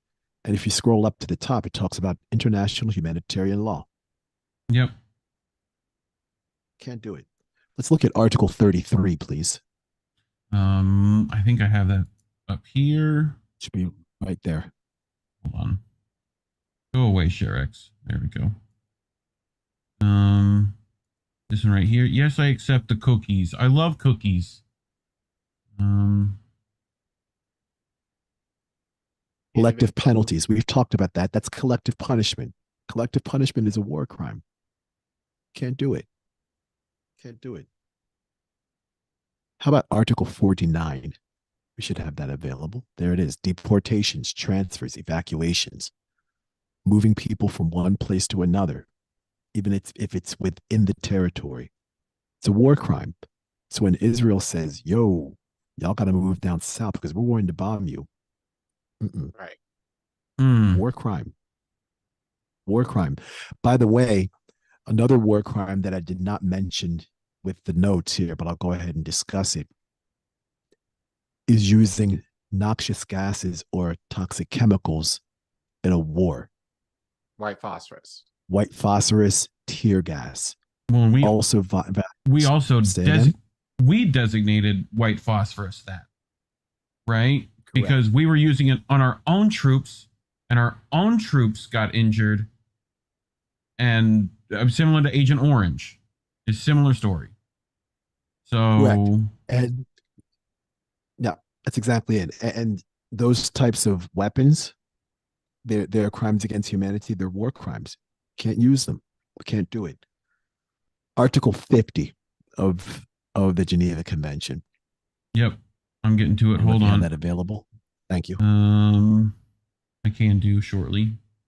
Article 50 on children. Children. There you go. Children. I don't think much more needs to be said about this. Children. And we've seen the unfortunate death of children. Too much. Way too much. And my biggest fear about about all of this is that not only are we going to become desensitized to the loss of life of adults, but moreover, we're going to be desensitized to the loss of life of children that never get an opportunity to live out their dreams and go to school and play with their friends and grow up to be adults. Article 53, do we have that available, Reef? Yes, we do. Prohibited destruction. Any destruction by the occupying power of real or personal property belonging individually or collectively to private persons or to the state or to other public authorities or to social or cooperative organizations is prohibited, except where such destruction is rendered absolutely necessary by military operations. That's the article. So don't blow up hospitals, that kind of stuff. You don't blow up. Right. You don't blow up personal property. That has nothing to do with the war. And something that I think needs to be discussed with my 10-point objectives for this protest. I think number 11 will be war reparations. There have been plenty of examples of war reparations that have been paid to people who have been in wars and lost everything. We might need to look into that, especially for the Palestinians. Can we pull up Article 55, please? Yes, sir. Food and medical supplies for the population. Yeah, no siege warfare. Correct. If you cut off food, if you cut off medical supplies, that's a war crime. Article 56 is also an important one. Hygiene and public health. This was certainly more applicable about 2.5 or 3 years ago regarding the vaccine. And there weren't a whole lot of places where Palestinians could have gotten vaccinated. And Israel was purposely withholding vaccine doses to the Gaza Strip and the Palestinians in the Gaza Strip. Partially because Pfizer and Moderna have plenty of labs in Israel and they make money off that. Nothing like crony healthcare over there as well. So correct. Let's take a look at Article 62, please. I think I have that ready. I have 76 Wonderful. ready. Hold on. Let me go back. You said which one? 62. 62. It's above 63. There you go. There it is. Well done, Reef. Yep. Individual relief. Think about this in the context of aid. It's not being delivered to people who need it the most. Right. Which is honestly why I've been questioning this whole time in terms of what Biden is saying, and I think a lot of that is what the Queen in that TikTok was saying, they had to change the narrative in terms of Palestine because they saw the government is seeing, the overwhelming, I would argue, the overwhelming support, in terms of how people feel towards Palestine, which honestly, I think has been interesting to kind of see that evolution. I think really within the last 3 years in particular, I would argue, again, George Floyd probably kind of kicked off in a way of what we're kind of seeing now, because people have been able to get more educated and a little more in the know in terms of the true reasons behind that conflict. Well, people have been talking about Palestine forever, but I think, I think people have been doing a lot better and kind of putting 2 and 2 together since. I think especially within the last few years that, but, you can't say now, it's hard to kind of be, as much as they're going to try, it's hard for people to say, we have to support Israel because Hamas is this, but then people like throwing that back and basically being like, no, it's not a question of Hamas per se. It's a question of what have you been doing to the Palestinians for the last almost 8 5 decades. to 8 decades, yeah. And I would argue longer than that, that you haven't spoken to. So what's how we are going to account for the responsibility that us and the British government, the West has in their hand in, determining the fate of an indigenous group in the Middle East. So, yeah. Agreed. Yeah, there was, I think, one more that we wanted to talk about was, we talked Article 76. Did we discuss that one yet? Article 76. We're about to. Was the treatment of detainees.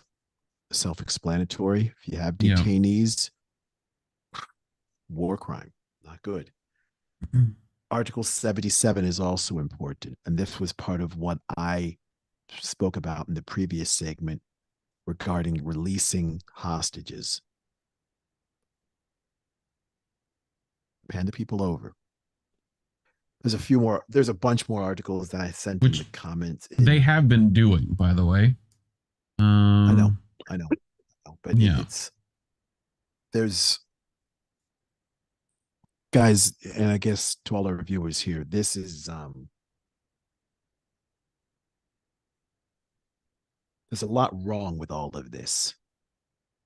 There's a lot wrong with all of this. I'm going to do my best to not both sides of this. I'm going to do my best to not water this down or sanitize it. But this entire situation is terrible. Across the board, there's no two ways around it. No one deserves to die. No one. No one deserves to die.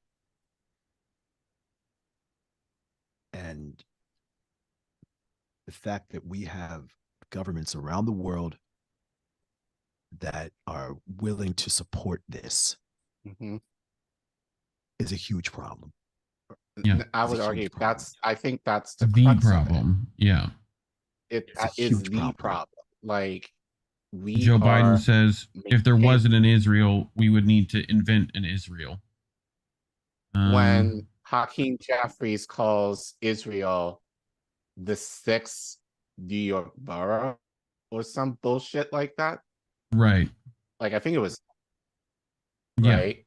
Like, when we're willing to give more money to an apartheid state versus Lahaina, which is our country. Yes. Or Flint, Like, we just forgot. We just forgot that happened like a month or so ago. Like, they only got $700 per family. One-time payment. Right. Just, just to cover your expenses. When people essentially lost their homes.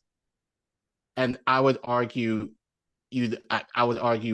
more importantly, the land on which their ancestors built. Collin, and here's the thing. It's not just the home, and I understand that. It's their livelihoods. Right, but that's what I mean. That was my implication of that. It's like their livelihoods were gone. Yeah. And we just gave them $700 to. So Lahaina is pretty much a microcosm of what we're seeing in Israel. Like, it's the idea of people with money and means forcibly, say what you want, but Pasta was here a few weeks ago and spoke about this, forcibly taking over land, property, you name it, for themselves, to the detriment of the local people who have lived there. Well, and it feels like they've given Israel qualified immunity, essentially. It's right, and that's they tell you, well, do you condone the violence against cops, and I'm like, well, it becomes a flight or flight situation when the guy's going to tase you, then shoot you, and then, you know, beat you to death again after that. You know, like, I don't know if I'm completely safe in the hands of IDF trained police, let alone, you know, someone with a darker complexion, you know? So I mean, well, I'll say this. And Joe, you've been witness to this. You probably were a part of this. Again, going back to George Floyd, when you had militarized cops who were willing to tase you, gas you, beat your ass in the name of protest. Like, I still have the footage. I think I still have that footage on my Instagram page. I don't post really much anymore, but like, I have a clip up there on my page where we basically got bum rushed by the cops, you know, because we were protesting against what happened to Floyd. And so, you know, so it's the reality that we live in, but I just feel like with Israel, they just seem like they have carte blanche to do whatever they want. And we're just like, yeah, we'll give you money in order to continue essentially war crimes, you know, without accountability from the government. And I argue from the UN, where the fuck have they like, what the fuck have they been doing? Well, we can tell you what they do. You talk about the Hague and where war crimes, and those same war crime tribunals, the only things that they have been used for is to attack African leaders for the last 8 decades. Like, not one single European dictator has been tried since World War II there. Like, you know. Well, Reef, that's not true, because it's not entirely. Listen to what I just talked about. Yeah. Listen to what I just talked about with the former Yugoslavia. There are plenty of war criminals. They weren't necessarily leaders of countries. There was a there chat. Are plenty of war criminals. There's a thing in the chat. I just wanted to, while you mentioned that, about a book by, where is it at? Hold on. George Smamuli, called "Bombs for Peace: NATO's Humanitarian War on Yugoslavia." Just wanted to shout that out. But anyway, continue. And yeah, let me I want to make sure I say this properly. I know more than a few people who eventually became refugees when they were living in Sarajevo because of the war in Sarajevo. Sure. Plenty of friends. I have more than a few friends of mine who are Bosniaks. They're Bosnian Muslims. Yep. And I'm quite close with many of them. And yeah, let me just, it's difficult to see something like this happening all over again. Yeah. And Collin, you mentioned the protests. You mentioned protests and the police weaponizing American citizens' ability to protest. I'm going to talk about this again because it's important to talk about. Some of you might have seen the interview when I was at the Andrew Brown Jr. protests in Elizabeth City, North Carolina, on April 29th, 2021. Some of you all might have seen that video where I was wearing a yellow vest and had a t-shirt with these 4 words on it. Some of you all saw that. And of course, the legend, our dear brother and friend and comrade, John Farina, was there. He was filming everything. John, you all know John because John was the person that filmed everything that happened inside the Capitol building on January 6th. Every second of it. Also, Convo Couch, who we know, and they had to literally sue people for using their footage. They're just starting to see money from that. So, but yeah, no. Yes, he's one of. Yep. My point with the interview from Elizabeth City, North Carolina. What you all didn't see during that interview, I said, there are cops that are standing on the roof. What I didn't tell you all is that the cops had guns pointed at us.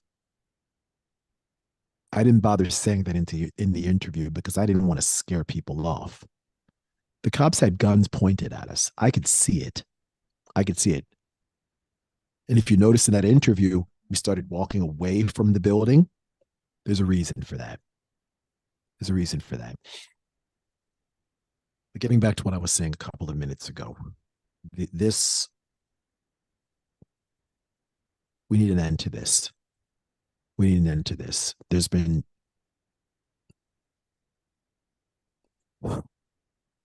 no one needs to die. No one needs to die. And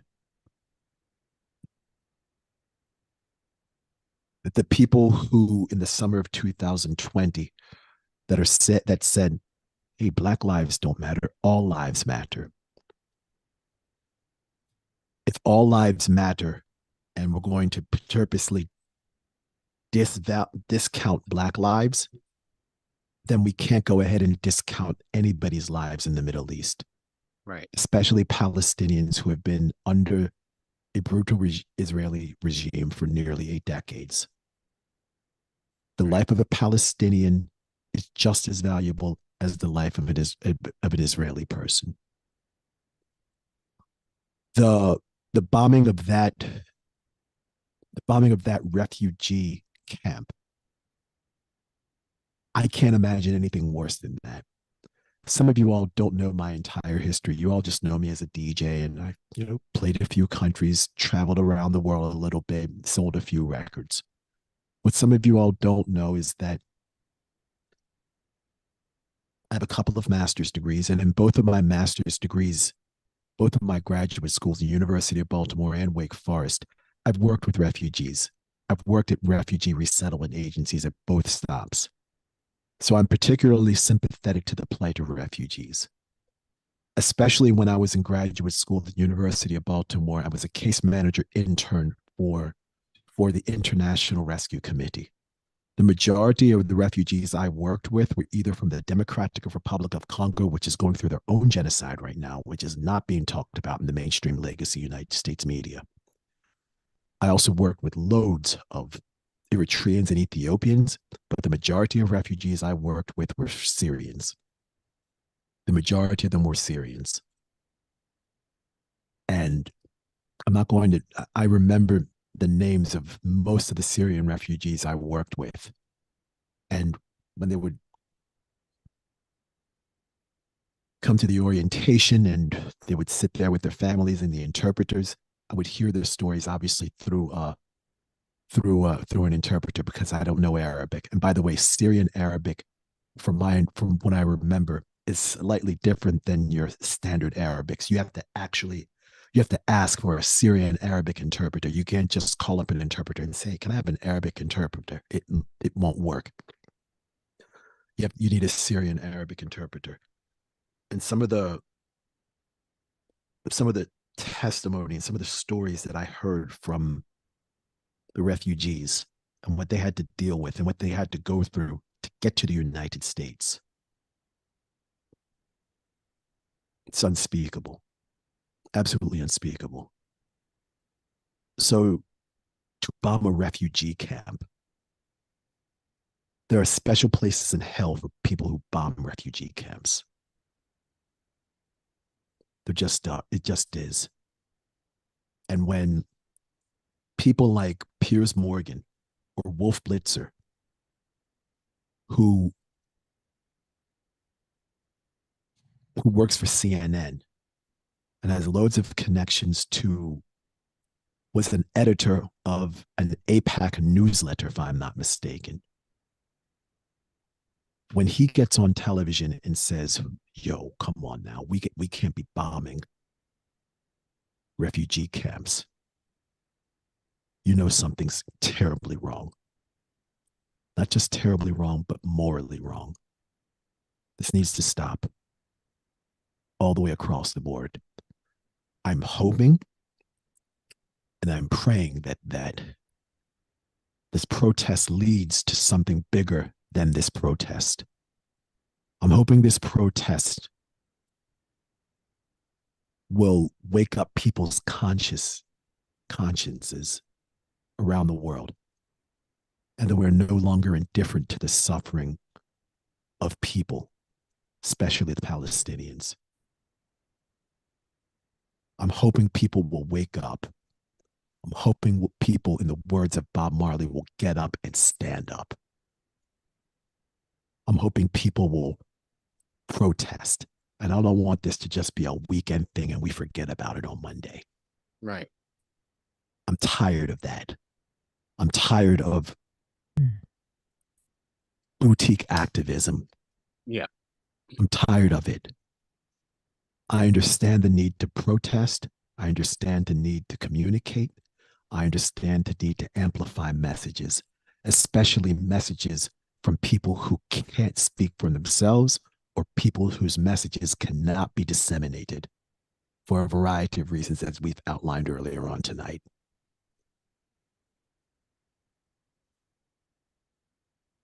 Yep. This needs to stop. It needs to stop. It needs to stop. And I'm hoping what happens on Saturday in Washington, D.C., and in London, and in Brussels, and in Madrid, Spain, and in Amsterdam, and in Copenhagen, Denmark, Stockholm, Sweden, wherever it is, Denver, Colorado, Vancouver, British Columbia, Toronto, Ontario, Canada, and they had protests in both of those cities too. And I know people who attended both marches. There's a march that's taking place this Saturday in Thunder Bay, Ontario, Canada. And yes, I've been to Thunder Bay, Ontario. It's not exactly the middle of nowhere, but it's almost close to the middle of nowhere. And I have some people I know who I'm quite close with up there that are going to be at the marches there. People I know in Vancouver are going to be showing up and showing out. Supposedly there's a march in Los Angeles this weekend. If you're going to be protesting, just don't protest just because you want to see a free Palestine, because that's not enough.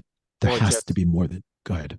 Or just to be seen, just to be seen, to seemingly be like you're on the right side of history. Like, if you're going to do it, be about it fully in the fullness of what you're being called to do. So, as I said earlier, it's a matter of how you're going to take that message of what you're hearing and how you're going to translate that into action when you go home. And I'll say this, more than likely, you're not going to get that support. Because as I said, we probably will talk about this for a while, I would imagine. But eventually, it's going to be the next news thing. I can imagine might be China, Taiwan on next on the docket. Yep. I can I imagine probably that's probably going to be the next thing if I'm going to make a prediction right now. And we're going to forget, but Israel will continue to get their funding.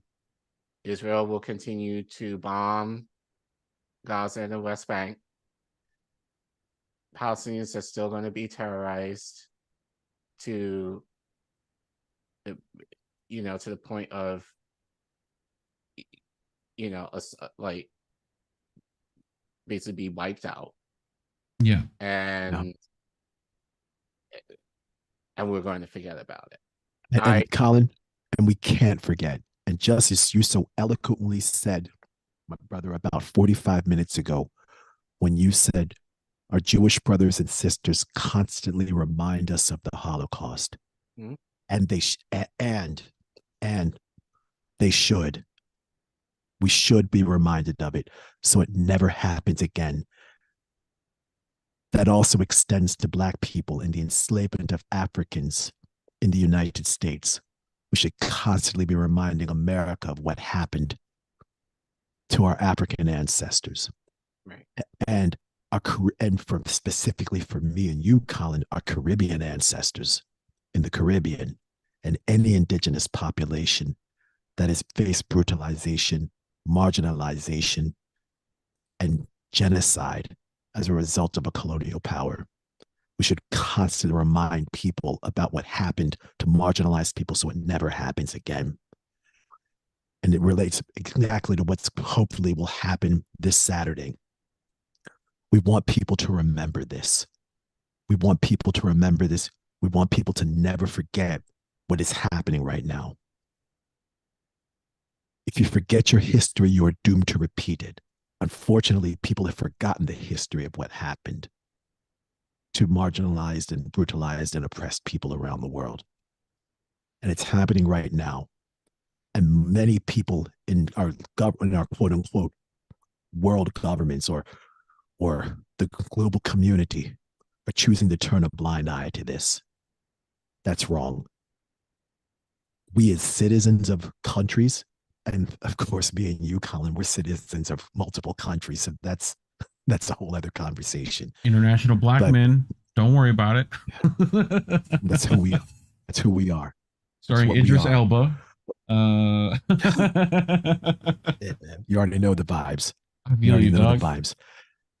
Yeah. But more importantly, as human beings, it's human beings that have the ability to reason, that have the ability to think for ourselves and to feel any sort of sympathy, empathy, and compassion. We can't let this slide. Right. We can't. We can't. I agree. On that note, I think we can call it a night. yeah, I think so too. Well, we got to get back on that fight again tomorrow, so you know. Right. As always, I mean, it's always a pleasure. I mean, to be very fair to you, I think for Reef and I, this is actually good for us because we've been kind of going hard and actually really prepping, you know, in terms of getting stories together and kind of talking about it amongst ourselves and then sharing it out to our audience. So I think for you, and like when we were prepping last night, we were just like, you're a talker. So yeah, like okay, you know, I'm just gonna let him go. Yeah, so but it's always good. Like I always feel good when you come on because I appreciate that. Because you know, you are a teacher in many ways. And so for me, I can almost just kind of sit back and enjoy because I know you will bring information that is thought-provoking and, you know, challenges, you know, the establishment, but it's always in terms of love and it's always in terms of truth. Yeah. And even tonight, you know, we had, you know, not to say we disagreed, but, you know, I think I definitely felt like I was strong in certain aspects of our conversation, but we were respectful. But I think, you know, we were able to have that respectfully and I agree.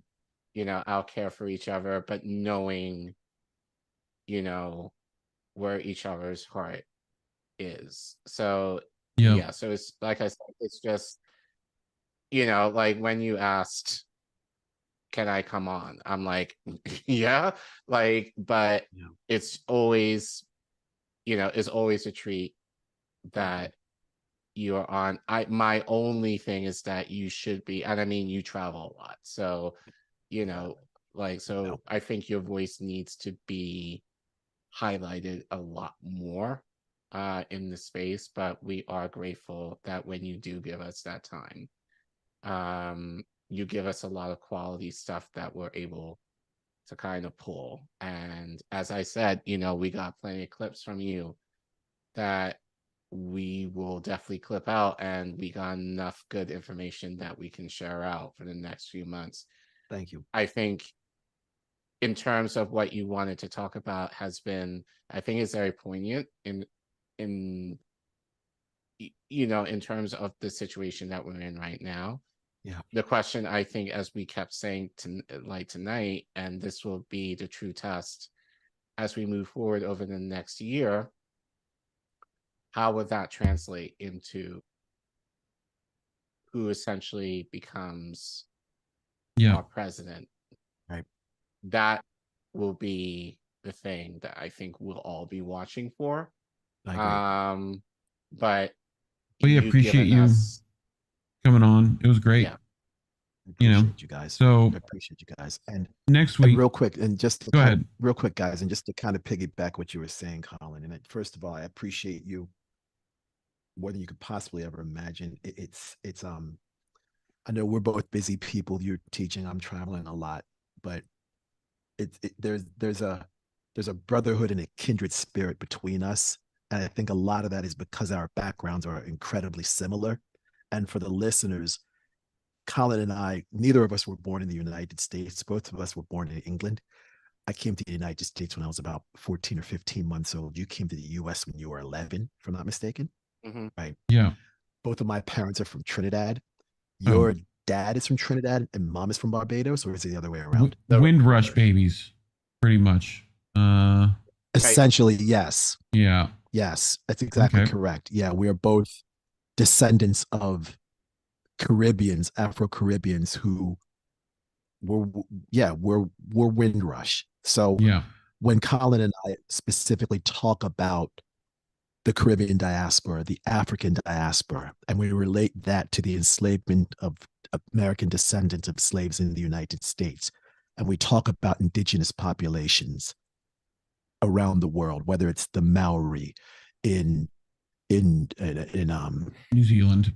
Zealand, or the Ainu in China, in Japan, or the Aborigines in Australia, or the Uyghur Muslims in China, or the Rohingya Muslims in Myanmar, or Palestinians in the Gaza Strip, or members of the First Nations communities in Canada, or Black people and Native Americans in the United States.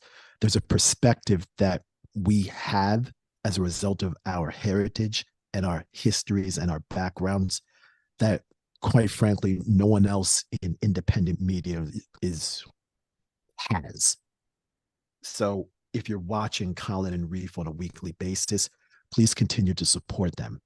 Support them, because this is these conversations, this sort of dialogue, this sort of discourse is incredibly important, especially in an age where narratives are being pushed and we're seeing more propaganda. And I don't think people understand how propaganda works.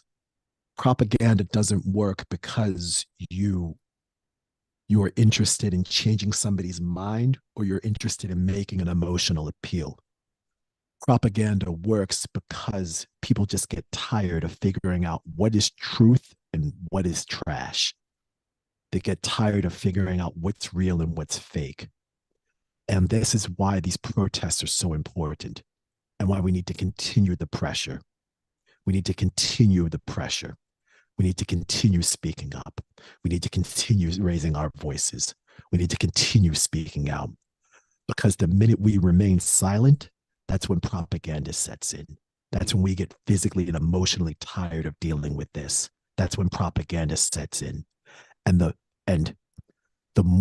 bigger the lie, the more people will believe it. And we can't let this happen. Agree. Where can people, so if you don't mind, I don't. Two things. Yes, sir. Where can people find you? Yeah. And kind of follow up to that, are you going on tour anytime soon? And if so, where can people find you on the road? Yeah. Social media is all the same. Joe Nice DJ, like you see in the bottom right-hand corner of the screen. Joe Nice DJ on Instagram, Facebook, Twitter, SoundCloud, Mixcloud. That's me. That's me. My next show is November 18th, Los Angeles, California. The venue has not been determined yet, but I know I bought my plane ticket. I know there's a flyer for the event. I'll post that up over the next week or so.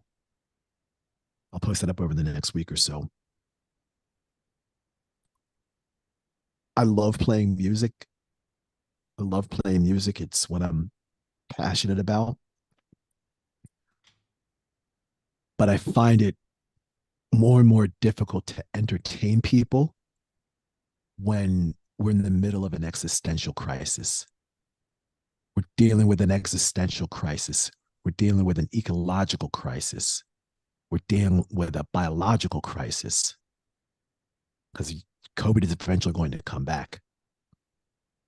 We're dealing with a potential financial crisis if we're not already in one now. And we're dealing with the human catastrophes around the world.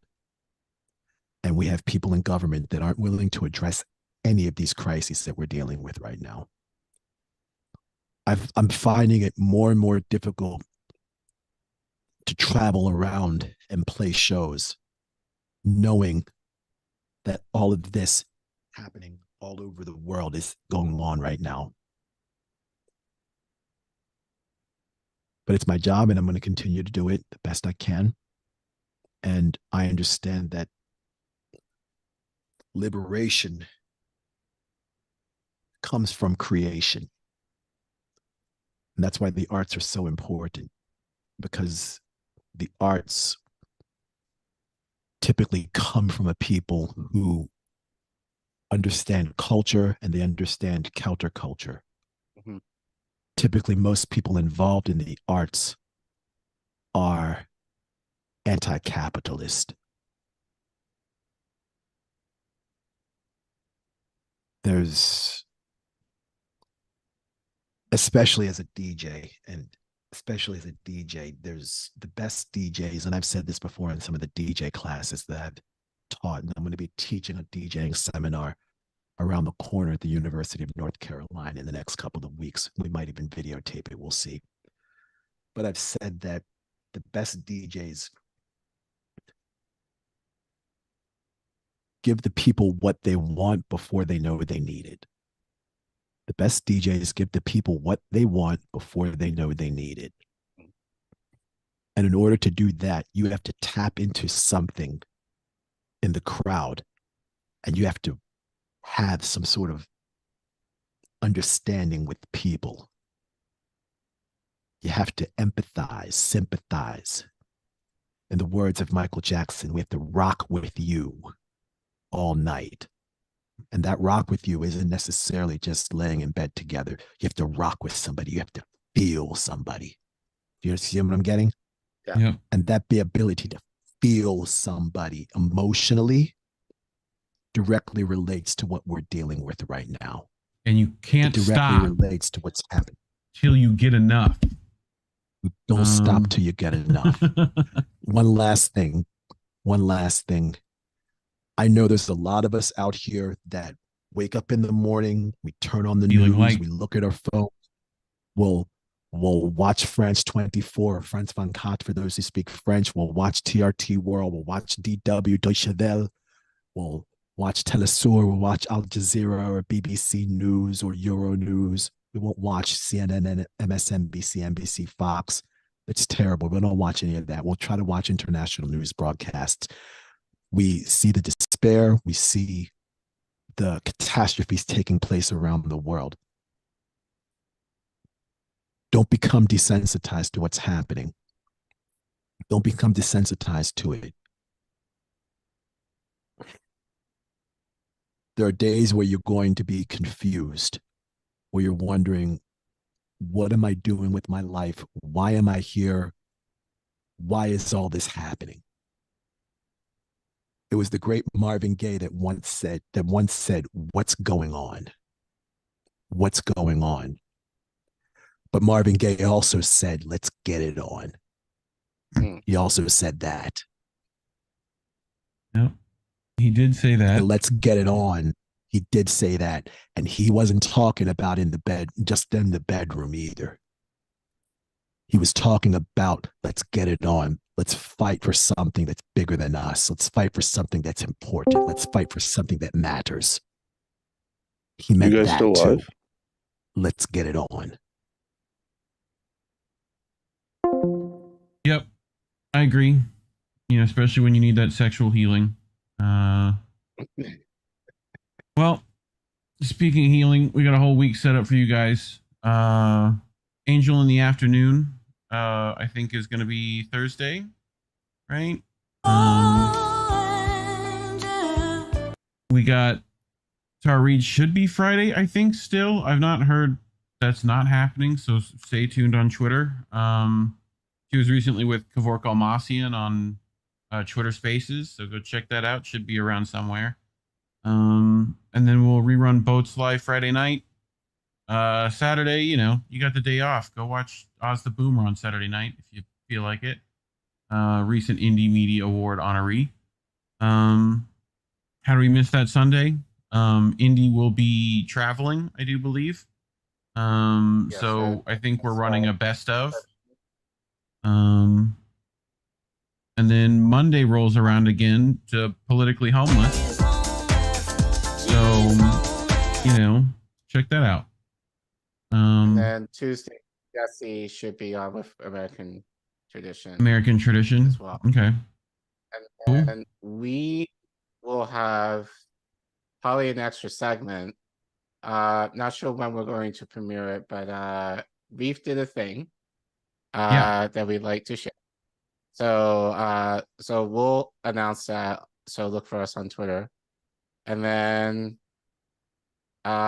you want to show the merch? Yeah, I gotta get back to that. Oh, that's why I'm full screened. There we go. But yeah, it's officially the holiday season. So if you want to get not that if you want to get back up one, there we go. If you want to get your loved ones some merch from us, and actually I've been working on a couple of things, so hopefully we'll get that out this week. We can do that. Well, soon. Yeah. Kind of in line what we've been talking about, but yeah, I worked on a thing too. But so Indy said Sunday will be replay of Sunday night show without the crashes. So okay. He's gonna yell at Optimum meanwhile. But yeah, I think that's it. So yeah, we should appreciate the support. You see your names scrolling across the page there. We appreciate you. Otherwise, like and share, do all the stuff, hit the bell. You know how this works. Every YouTuber tells you. You know already. You know where the buttons are. They're right down there. It's red right now. Click it. Click the button. Hit the subscribe. You can find all our links to follow us everywhere else. IndieNews.network. Links are in the description, as always, as well as links to find Joe Nice's stuff if you're lazy and you don't want to type them out. But otherwise, anything else, Care Bear? I think that's it. Oh, labels are bad. Yep. Stay independent. And thank you, Joe, once again for co-hosting with us. And I'll probably see you Saturday. Yeah, Saturday. Just call me. Have a good night. Likewise. And we'll see you next week. Yeah, and one last thing, everybody. Thanks to everybody that stayed up for this session tonight.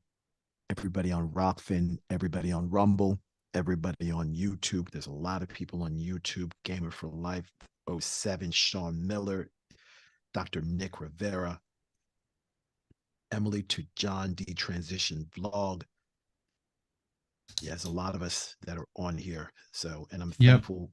Global Solidarity, Soul Construct, Desert Mantis, thank you. I appreciate you. I'm appreciative of your eyes and your ears, and most importantly, we're appreciative of your time, because time is your most valuable resource, and once you spend it, you can't get it back. And we're hoping something in the past 3 hours and 45 minutes was valuable. And we hope there is something. Yeah. Sorry, Fanto. Yeah, don't worry. It's just a couple of gigs. He'll be all right. Yeah. And we're hoping something in this entire conversation that the three of us had, and your participation either on Rockfin, Rumble, or YouTube stirs something inside of you. We hope something inside in this conversation agitates you to action. And we're hoping maybe that this Saturday is the beginning of that agitation of that action. Yep. Like in a washing machine. Gotta agitate. But anyway, all right, kids. Labels are bad. Stay independent. Good night, fam. Have a good week. Cool. We want to talk right down to earth in a language that everybody here can easily understand.